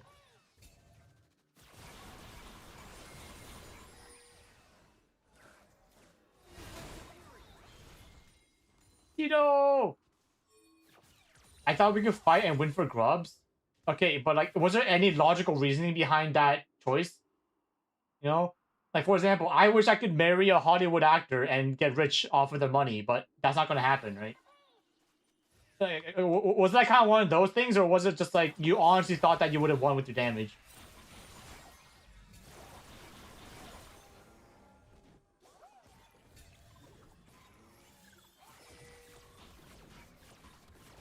Because like I too have thoughts, but I try to keep them grounded in reality. And I feel like winning in that position earlier was not grounded in reality. I didn't think Asa would be there. Are you sure? Are you sure? Because you saw him recalling in full vision. And like he has CP. So even if he walked here, I'm pretty sure he would have gone here in time. Yeah, no, I don't. Yeah. Does he have ignite exhaust? Yes, he does. He has exhaust ignite top.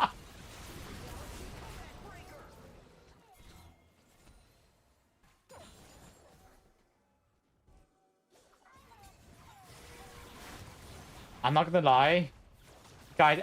What am I even supposed to comment on here? It's like just this pick doesn't make sense.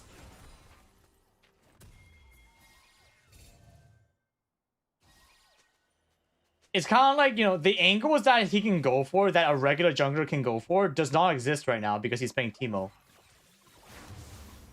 Shroom position? Ain't no way you're gonna tell me about shroom position. What do you mean shroom position?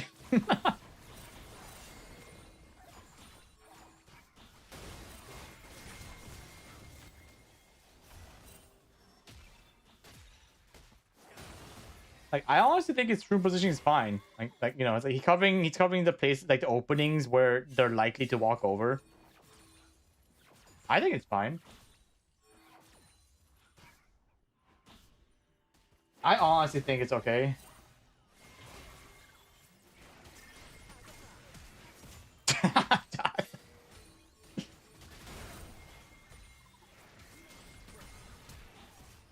Sorry, I just had a thought. I'm like, oh my god, guys, look at this interaction.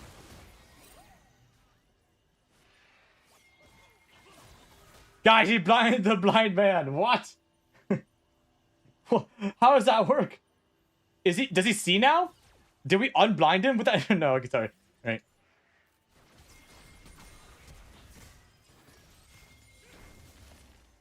I feel like you could just, yeah, I don't think there was no danger for you to flash here, right? Like, you could have just went this way. It's the thing. There was actually no pressure at all for you to do whatever this was. Like, I don't know what that was about. Yeah, it's like what was that? Why'd you go this way and then? Like, oh, I gotta get out of here.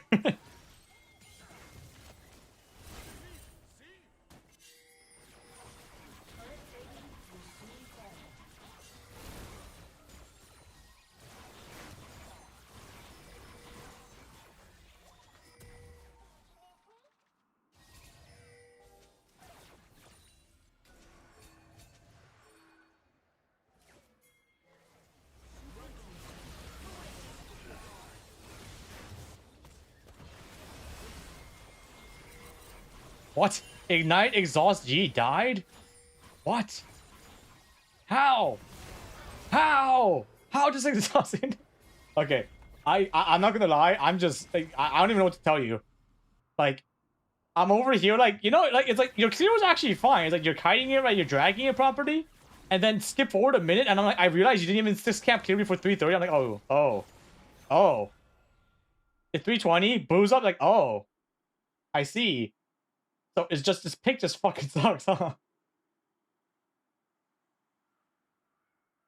It's like, what can I say to somebody whose pick is kind of bad?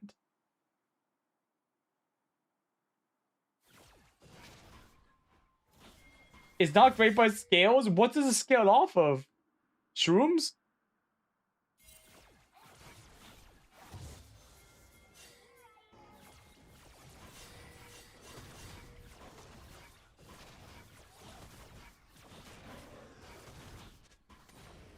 Okay, you know what? Here, Red Bull. Do you have fun with your game? Like, do you have fun playing the game? Because I'll be honest, I think that as long as you're having fun, I there's nothing I will say that will be better for you. I think as long as you're having fun, I think that's all that matters in League of Legends. I have fun playing Teemo, perfect. You know what? I think you're doing great. It's like I don't even have any advice for you because that's how good you're playing this. Dead ass. I think the only problem I see is that like you're not like like number one, that one time when you decide to engage on that Radiant Soul for no reason. Like you just have to look at the rest of the map more. That's literally it. Okay. Like you have to not be greedy. I feel like you're way too greedy because obviously you're playing Teemo, so you know that you're 20 times stronger than the next person, but you have to realize that the enemy can also hurt back at you, I guess. So I think you're doing fine. Just be a bit less greedy, right? Like whenever you're gonna go for fights like this, okay, actual advice, okay, because I don't want to just scam you, but whenever you're going for fights like this, like always make sure you go into a fight with a good enough amount of information, right? So right now we have no information on where Rumble is. We have no information on where Aurelian Sword is. And also your casting is low, right? Like that's probably the biggest reason why you shouldn't want to fight this. Because you have to know that if you go into this fight right now, you're going to be fighting without your mid laner. Because mid laner's like he has no HP, no mana. You have no idea where Radiant Soul is, so he could be back soon. But you have to understand that just because like if you just think like, oh yeah, he could be here, like just keep that in mind. Because you go like, okay, like best case scenario, what happens if A is best case scenario and B is worst case scenario? Then you have to kind of like weigh the scales. Like, okay, if the best case scenario happens, what can we get? If the worst case scenario happens, what can we lose? And I'll be honest, in this position, the worst case scenario is if everyone freaking dies, Cassidy stays and also dies. But honestly, in the best case scenario, it's like I can only imagine you guys getting like one decent pick here with the current information you think you have. I just don't see a world where you get more than one kill. Like maybe Grubs, but it's like that's still playing off the fact that you have no information on two more guys, so it's not really. I wouldn't say that it's worth risking something, right? Because you already got the Gromp, or like, you already got the Scuttle. Like I think it's honestly good enough. You already got what you came for, you know.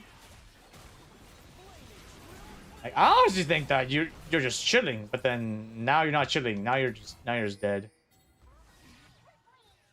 So yeah, like whenever you go into like the more information you have, the likelier chance that you'll win, right? Or at the very least, you'll go into fights you want to fight. You can choose your fights better, but you never want to go into a fight with like a bunch. Like you don't want to have so many variables that when you go into a fight, you realize that oh god, like I didn't realize the enemy was 4 times my weight class and also 3 times taller, right? And also he was a social media influencer that can cancel me if I beat him up, like stuff like that. So yeah, just keep those in mind. All right, I'm gonna go. I'm freaking tired, brother. I'm gonna call it here, guys. Thanks for watching. Yeah, yeah, that was Emo Jungle, baby.